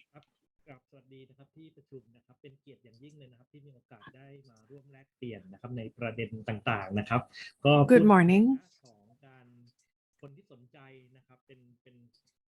So actually, good afternoon. So I am a technical officer. I work a lot with historical city and conservation and management.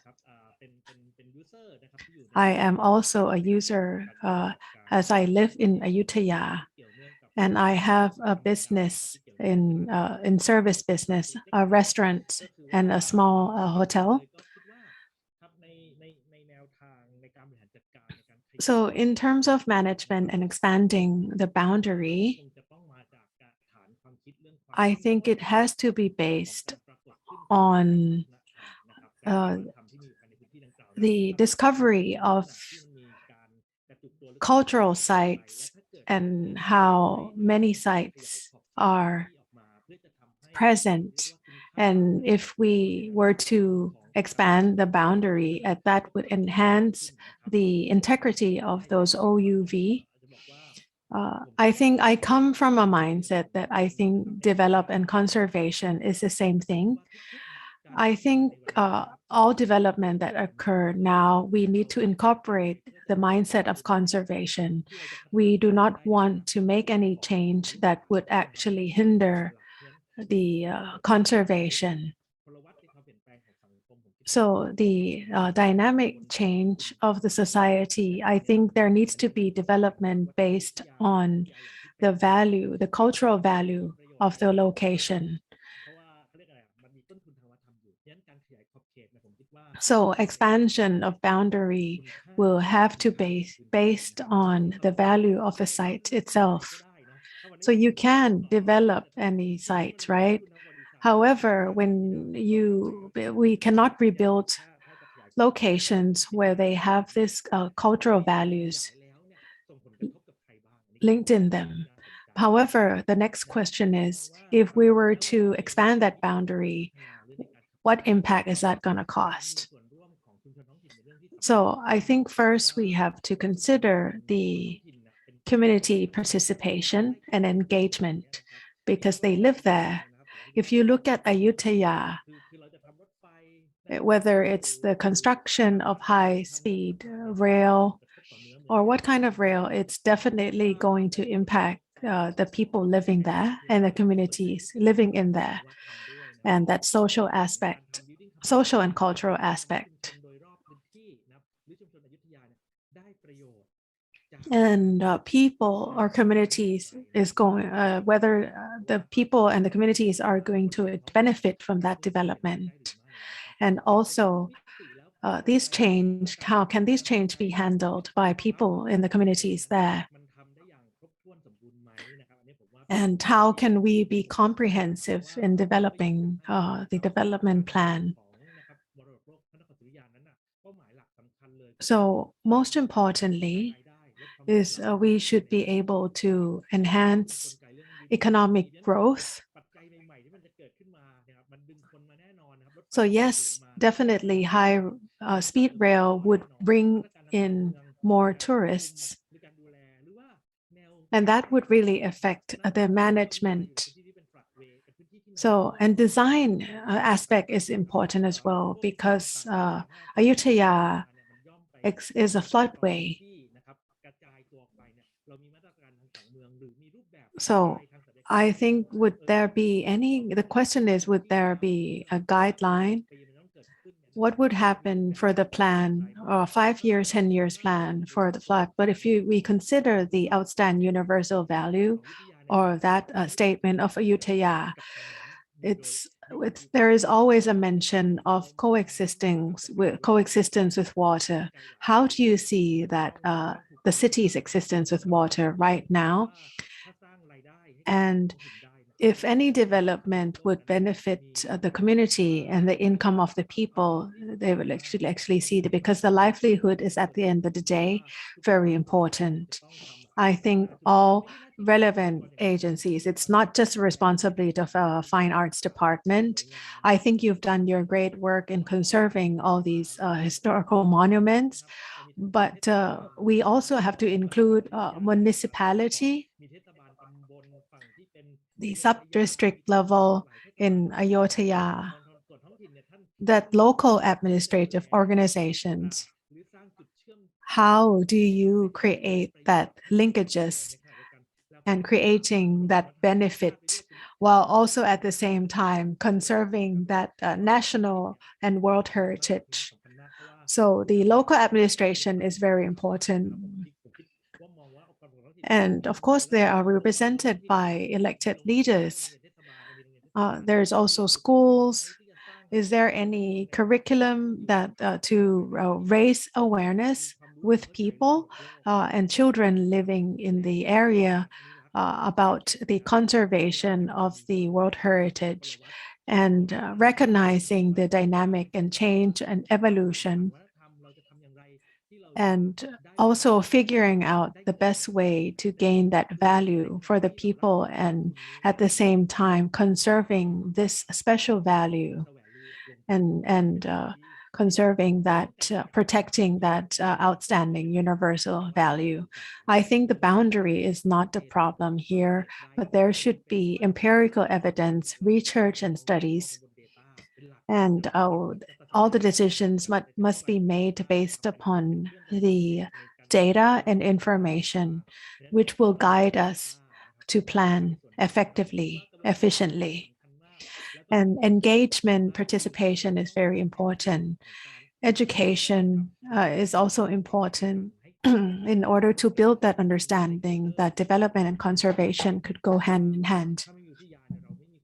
And even for people to recognize that value of having this site, and that value lies within the city. And this historical site is actually a pride of, is their pride. And Ayutthaya as the cultural heritage and the world heritage.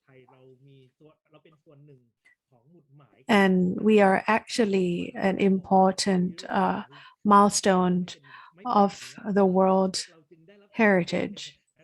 That's why we were inscribed. Therefore, we need to communicate this. So the work has to be done in various levels, policy level, getting involvement, buy-in from the communities. Thank you. Thank you very much.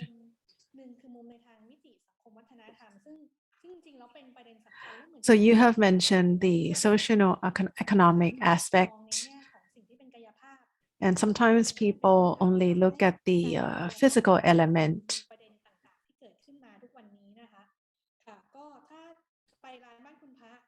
So if you want to visit his restaurant, Ban Kun Pra, you have to make a reservation. Next, Kun Aruni Ying Jareun. As the Secretariat to the World Heritage Committee. So what's your views on this, on the challenges that we have identified? And if we were to expand that World Heritage boundary, what kind of things that we need to consider?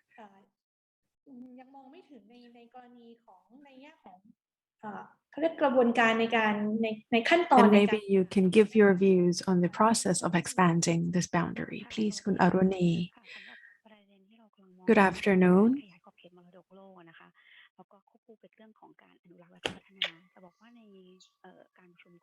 So actually from the last committee meeting, we discussed on the different subjects on how to also expand the World Heritage Site inside the site itself and also the buffer zone.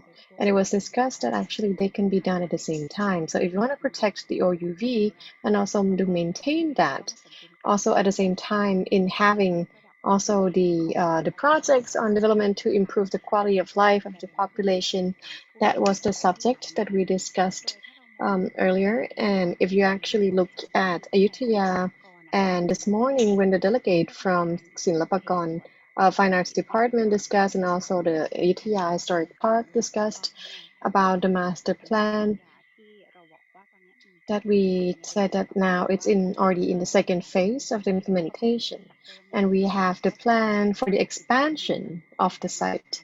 So initially the area is 1,810 rai, and also the buffer zone surrounding the area, and we want to also maintain that area. And personally, I believe that in the expansion should be the buffer zone. So it should be to buffer. And right, so for the protection, we also need to consider different dimensions.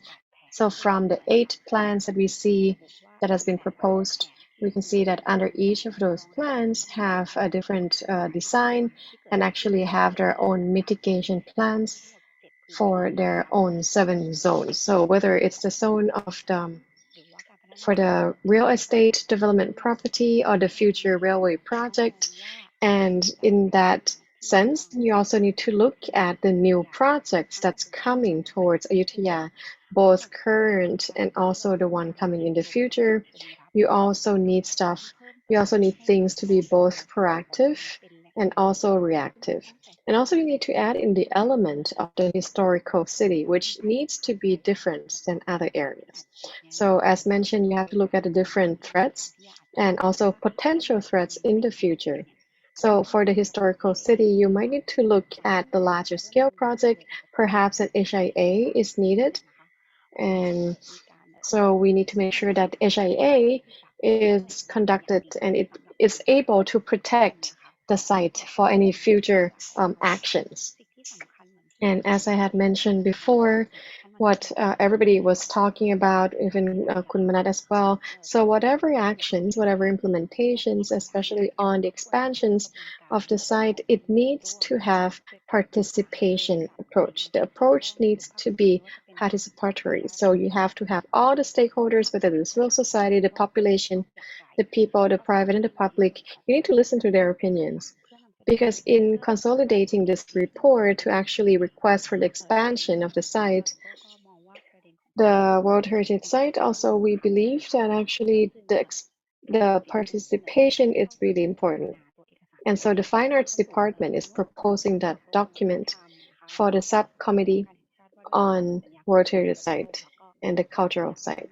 And therefore that would further be approached and then also submitted to the cabinet for approval.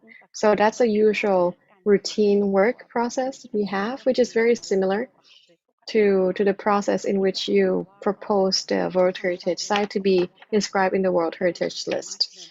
And I believe that the conservation work can also be in parallel with the improvement and development of the land. However, we still need to consider what are the significant and what are the uniqueness, what's the OUV, what's the elements of the OUV, what's the attributes, and also we need to consider the well-being of the population. Thank you so much, Kun Aruni. Actually, your point is very important, and perhaps we did not discuss much because actually when we propose or when we discuss about inscription of having World Heritage as part of the World Heritage List, especially in the operational guideline, the buffer zone, actually when ECOMOS assess them, actually we think a lot also about management. And for Ayutthaya, initially we did not provide a clear description of the location. So therefore that was not clear. That actually, does Ayutthaya have an official buffer zone, right? Yes, because initially we did not propose that. So that could be something that we have to put into consideration, that perhaps the area that we are proposing for the master plan should also be the same site and also the same expansion and also the same location that we propose to the World Heritage Committee. So that's something we need to consider. Thank you very much. So I've been listening to a lot of people. I think I would like to return to Kun Nui, Kun Savitri. If you could please express your opinions on what everybody just expressed. Can you express your opinions on what everybody just discussed? And what you think about the future of Ayutthaya?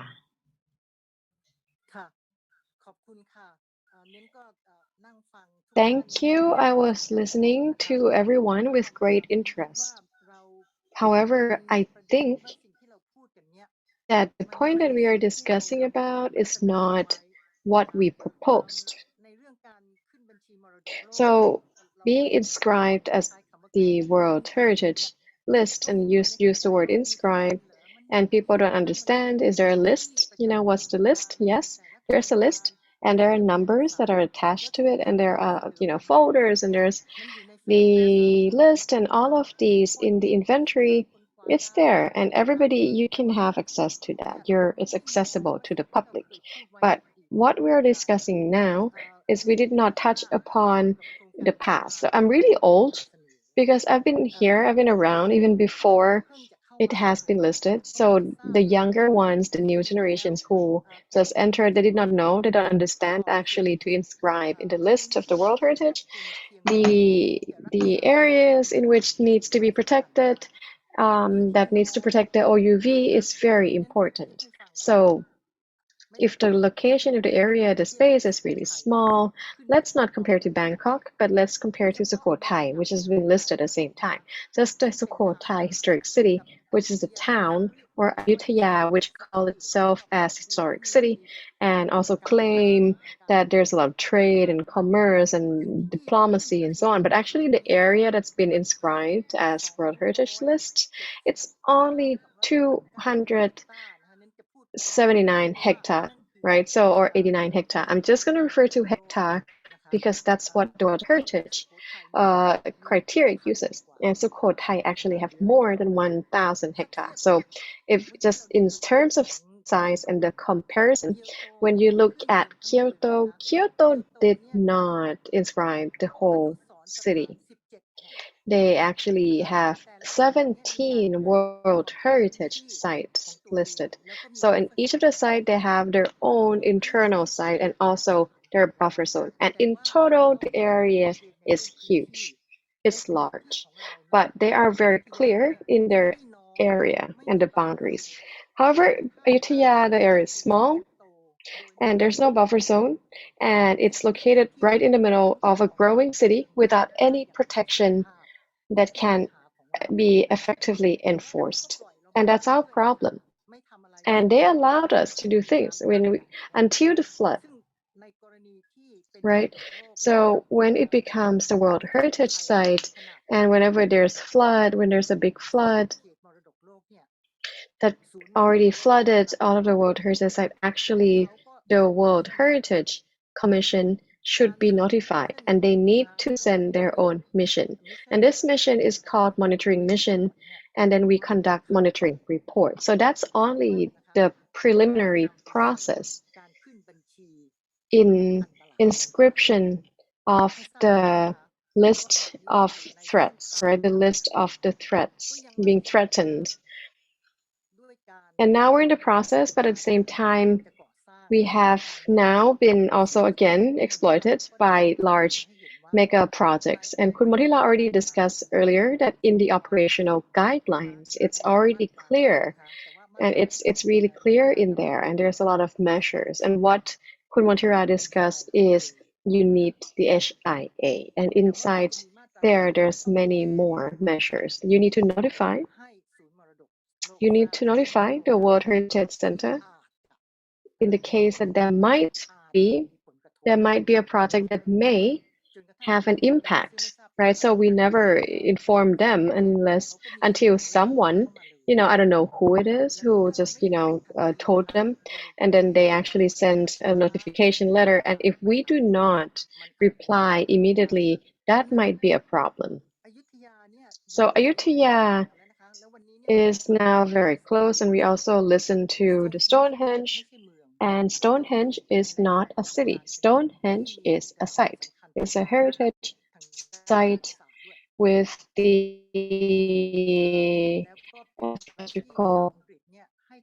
astronomical significance. Actually, that you see Stonehenge since the first time it has been listed. UNESCO say you need to remove this road. And you heard from the speaker, they removed it immediately. Otherwise, they would not be listed. And then there were main roads, mega roads, which are now ongoing project. If you actually read the British papers about the Guardians and so on, they are really publicizing this because they're saying, look, Stonehenge is going to be the next World Heritage Site that is going to be listed as the threatened site in the threatened list. So there's a lot of work that's ongoing to try to mitigate this problem. And for us, we did not mobilize people. We did just, we worked in a fragmented manner and one in bits and pieces at a time. And for the expansion of the site, It is something that we had already committed to in the beginning. So we said since yesterday, Ayutthaya did not prepare, Ayutthaya was not prepared to be inscribed.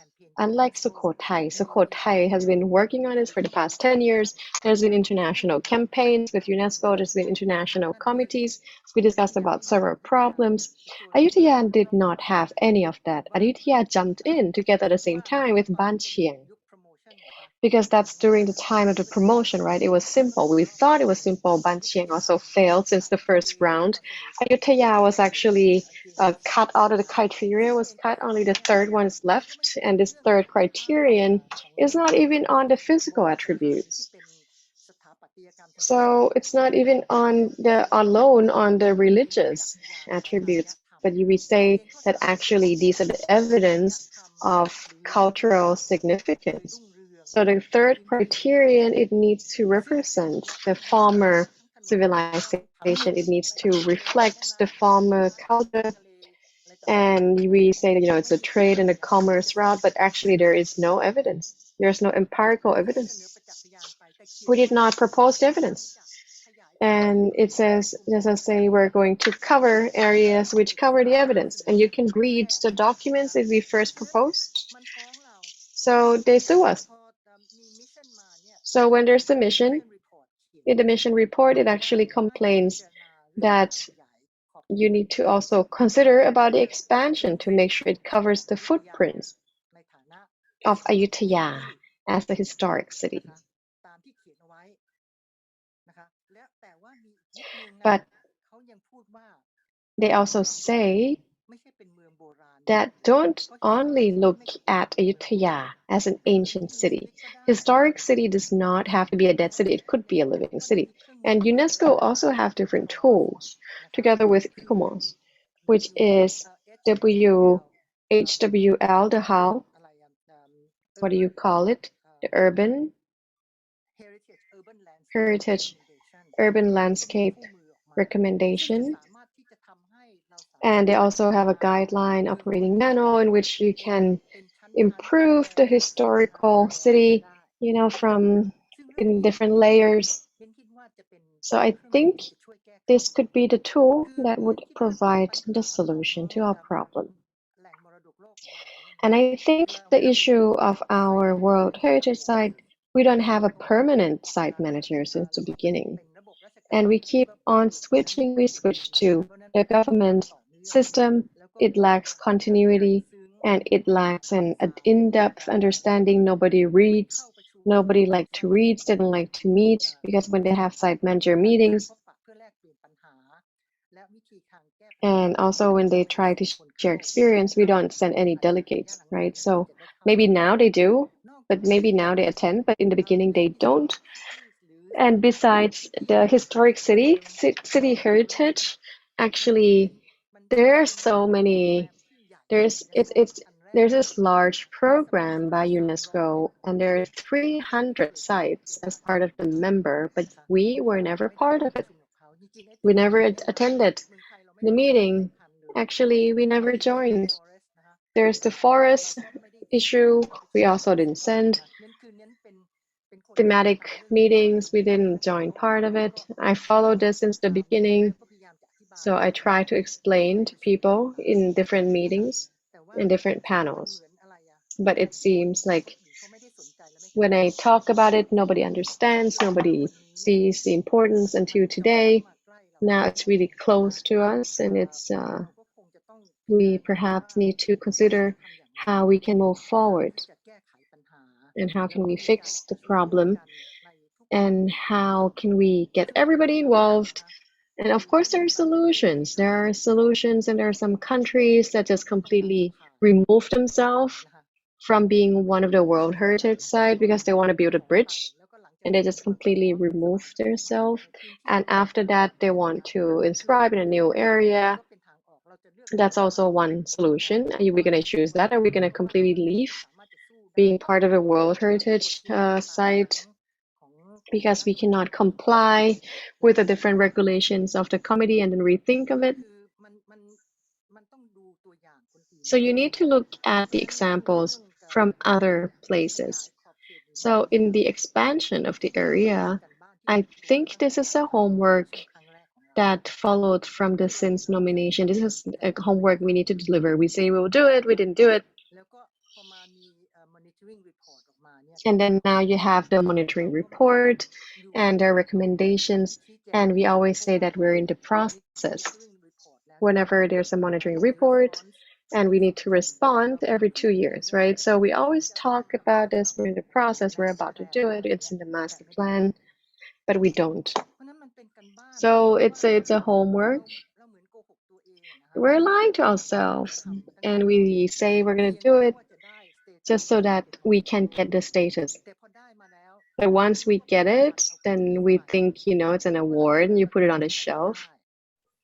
นั้นคิดว่ามันงวดเข้ามานั้นไม่ได้มีความเห็นว่าควรจะขยายหรือไม่ขยายแต่นั้นคิดว่าพื้นที่ขนาดนี้ไม่มี buffer zone ล้อมรอบไปด้วยเขตเมืองที่ So the area does not have buffer zone and there's a lot of pressure, developmental pressure. It cannot persist. Thank you. So thank you so much, Kun Nui. That was clear.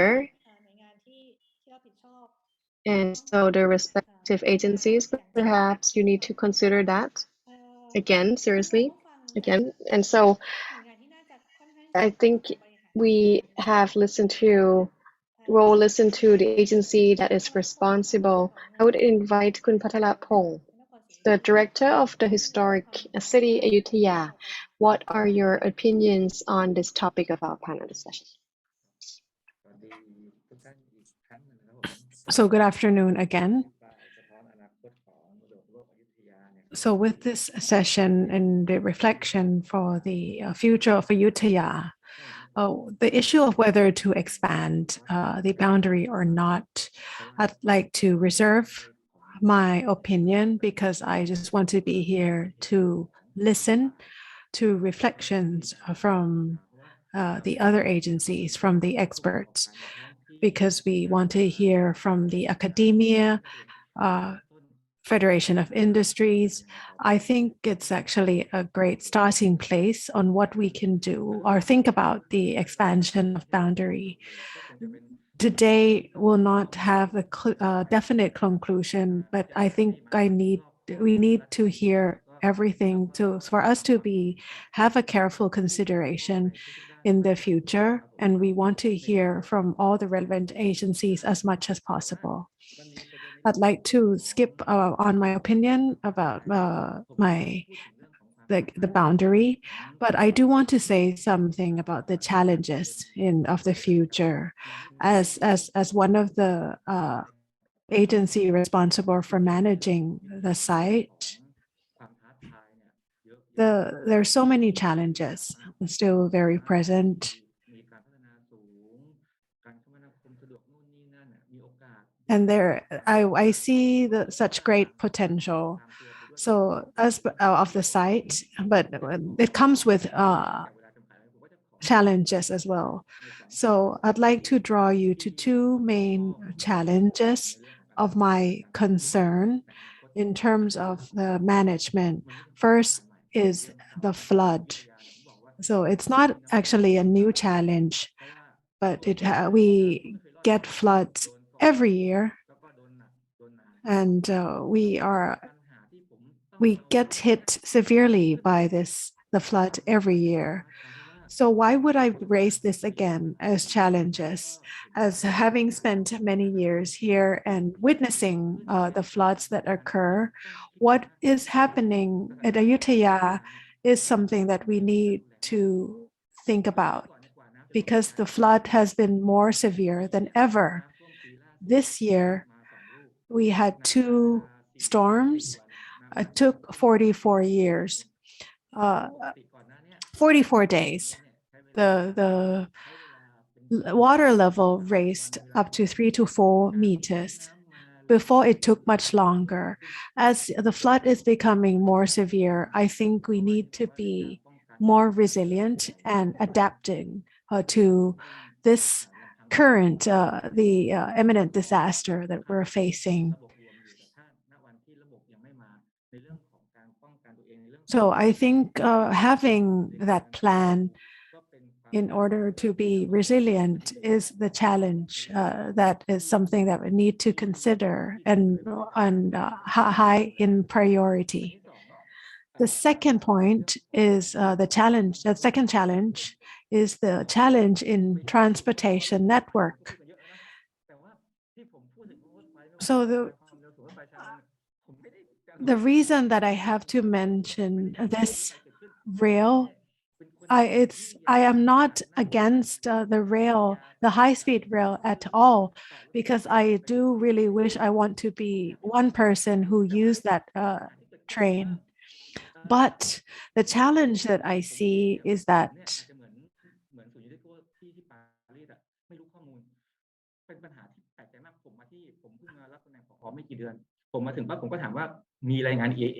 when I sat as a professor, I asked for the EIA report. I am mentioning this rail is not just the impact on the landscape, but I think it's about the management, because the high-speed rail is actually, this one is actually in response to the urban development. So this is actually relevant to urban growth, the urban development. So if we can reduce the time of people traveling to the city center, it would really help people. There will be a group of people that would want to move out of the city and maybe settle in Ayutthaya. It's great for the economy. But as the director of this historical park, if there's actually community expansion by the transportation network, there will be impact to the Ayutthaya area, the west. 10 to 15 minutes, you're going to reach the station. And that's actually a commercial area that's protected from the flood,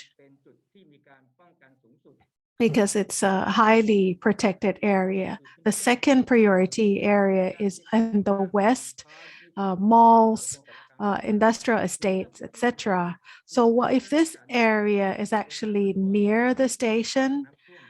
This is actually safe from the flood. It's no surprise if this area will be developed as the residential area. One of the problems that I see, I did not know about the EIA, whether it has studied or not, that from this project, how is that going to impact on the community? The transportation, that high-speed rail, in terms of tourism, there's a saying that on weekends, people are in the temple, or the lotus of Ayutthaya people. So in Ayutthaya, it's very traffic. So the high-speed rail that would pass Ayutthaya would actually help with the traffic congestion. So if we have better public transportation, tourists from Bangkok that's coming to Ayutthaya will have a better alternative and using the rail instead of personal vehicle. But the concern of this development, I think EIA may have the details about this, but I don't have that information. So I'd like to express my concern here. Thank you. ท่านผอ.ภัทรพงษ์มากเลยค่ะ So thank you, Director Patharapong. So that's actually one of the elements that will be included in the impact assessment. even pre and post construction, and as well as the indirect impact that would create another ripple of impact. There'll be more relocation of people and responding for the growing city, and like a city like that would be a sub-center, and how is that going to impact the heritage? So I do get your point that the HIA will have to touch upon this as well.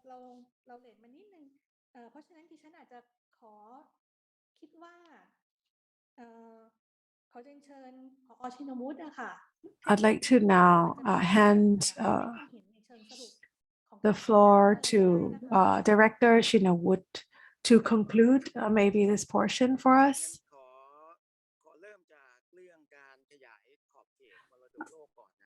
I'd like to say something about the expansion of boundary or boundary modification.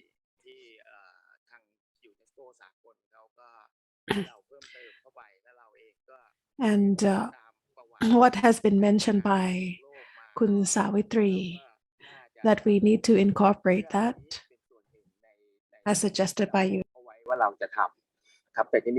and what we have promised to do. So in my opinion, expanding that boundary is something that we need to continue to do.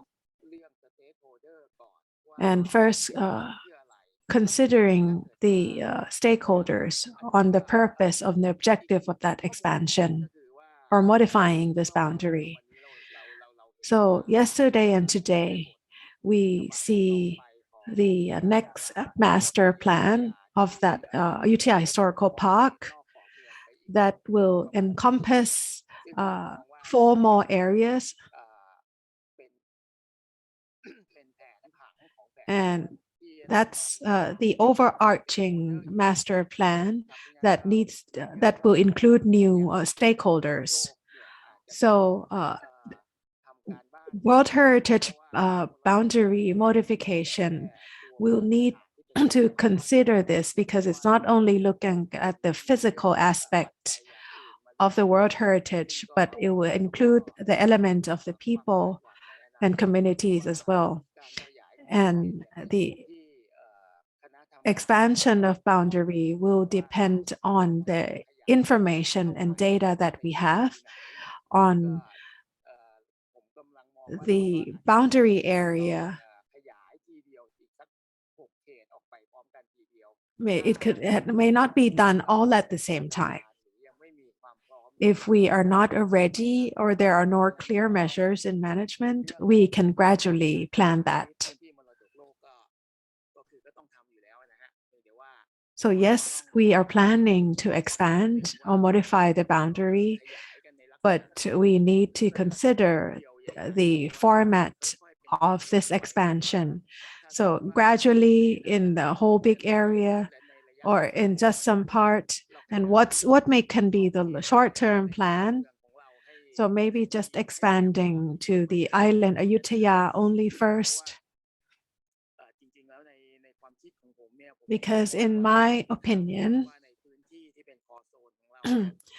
if in the area of our core zone, if we can restore what we have discussed yesterday of existing moats and canals, as well as roads, if we can restore that core zone in the period that is feasible, the issue of a buffer zone does not have to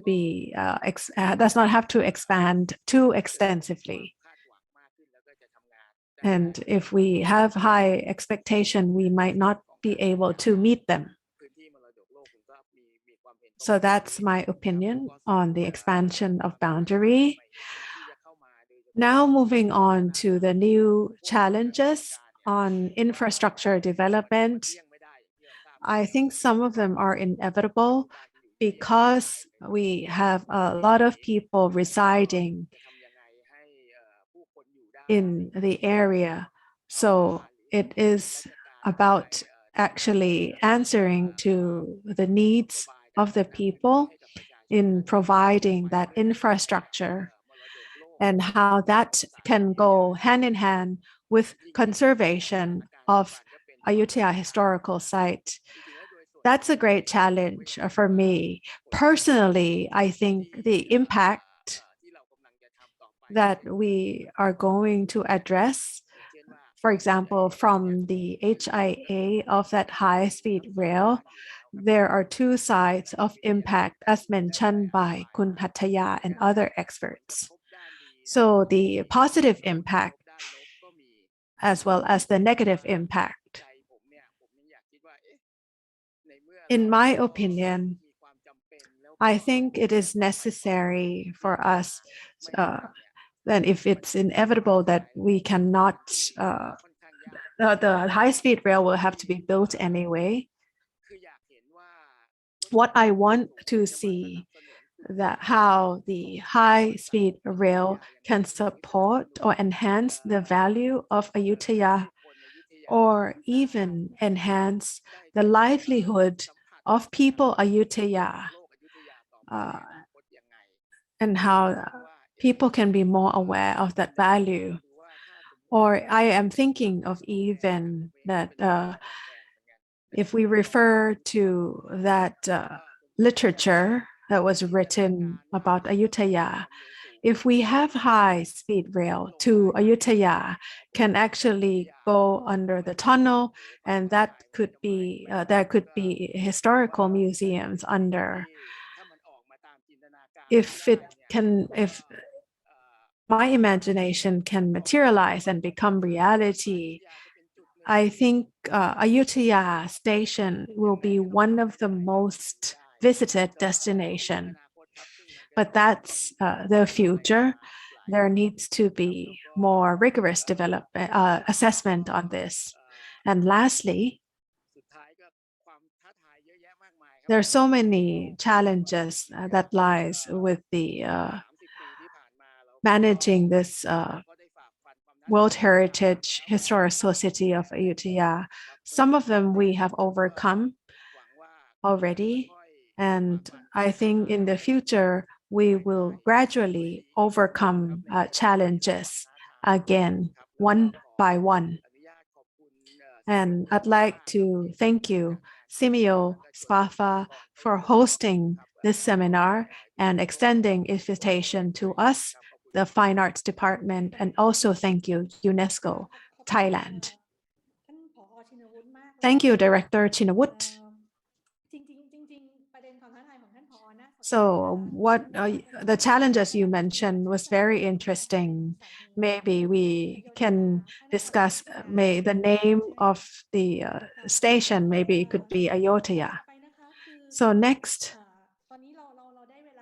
I think it is about time that we have to close this seminar, and the director has concluded some parts. Maybe I'd like to now invite Kun Montira to wrap up our seminar for these 2 days. So after these 2 days, hearing a lot of information and interesting findings and thoughts, I'd like to now propose 3 points.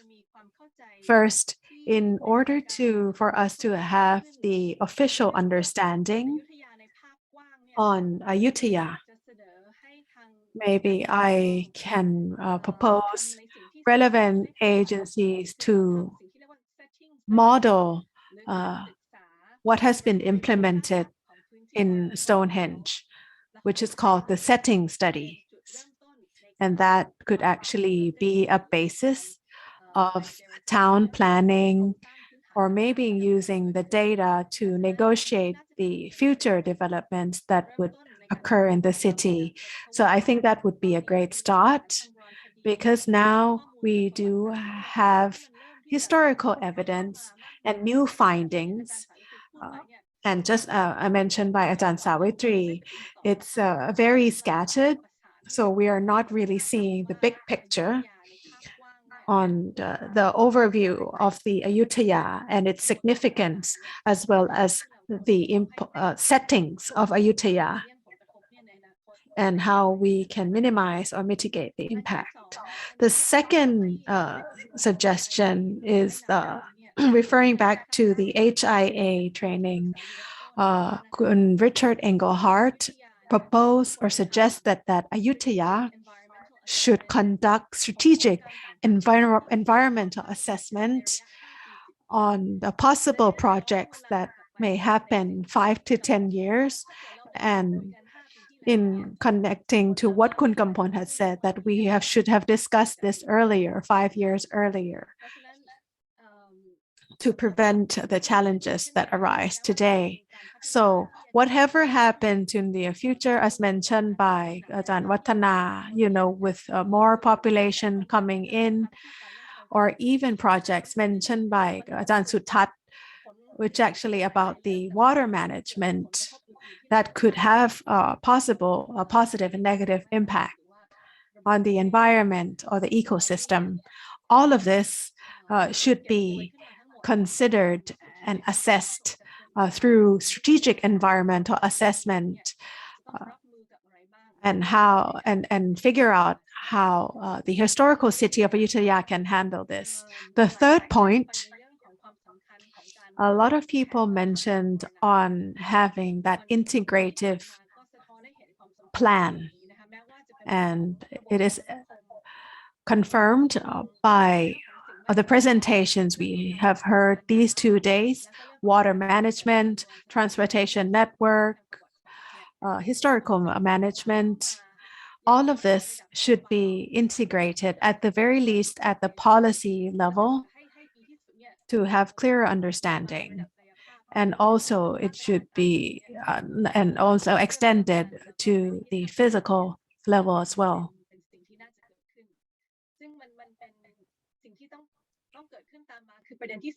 And the fourth point is the platform for engagement, on where various agencies can put the issues on the table to be able to find that a common stance, and also the engagement of the communities and business owners learning from the example of Kyoto,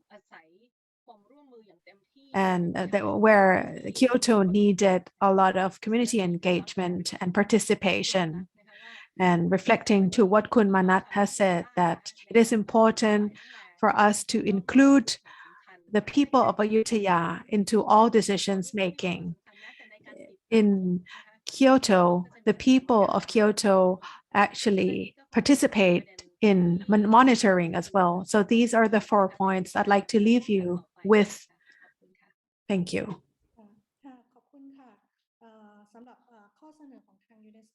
So thank you for your inputs from UNESCO. All the agencies will definitely take into account, though Simeo Spatha is actually very honored to be the organizer of this seminar and co-hosting this with relevant agencies. As mentioned by our director, we are planning to conduct HIA training and workshop for relevant agencies who are responsible for managing these heritage sites in Southeast Asia, because development and conservation is not something new, not occurring only in Thailand, but this is an also issue around the world, whether developing or developed countries. So members of the CMEO is, expressing the enhancing the capacity of these officers. In Thailand, heritage impact assessment has not been recognized as part of the assessment, as official method of assessment. HIA from many countries is actually a part of actually gaining large development approval. EIA maybe touch upon a bit on heritage, but however, it does not consider the values or identifying the elements that could have impact from the developments. So it is something still not widely recognized. So in the long run, I think we want to promote the HIA assessment.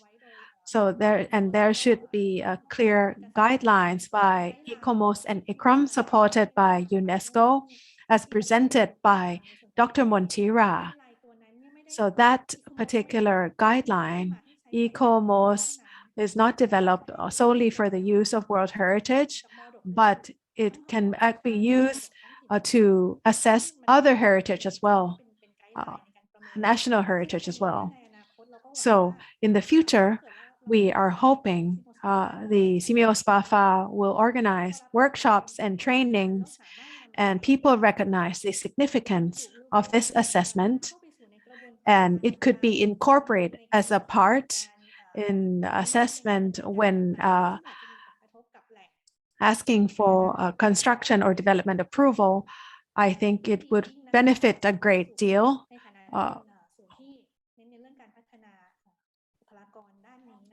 And for us to play an important role in enhancing officers who work in this area. So it's already 1:30. So I'd like to thank all the experts from all relevant agencies and participants who have joined us for these 2 days.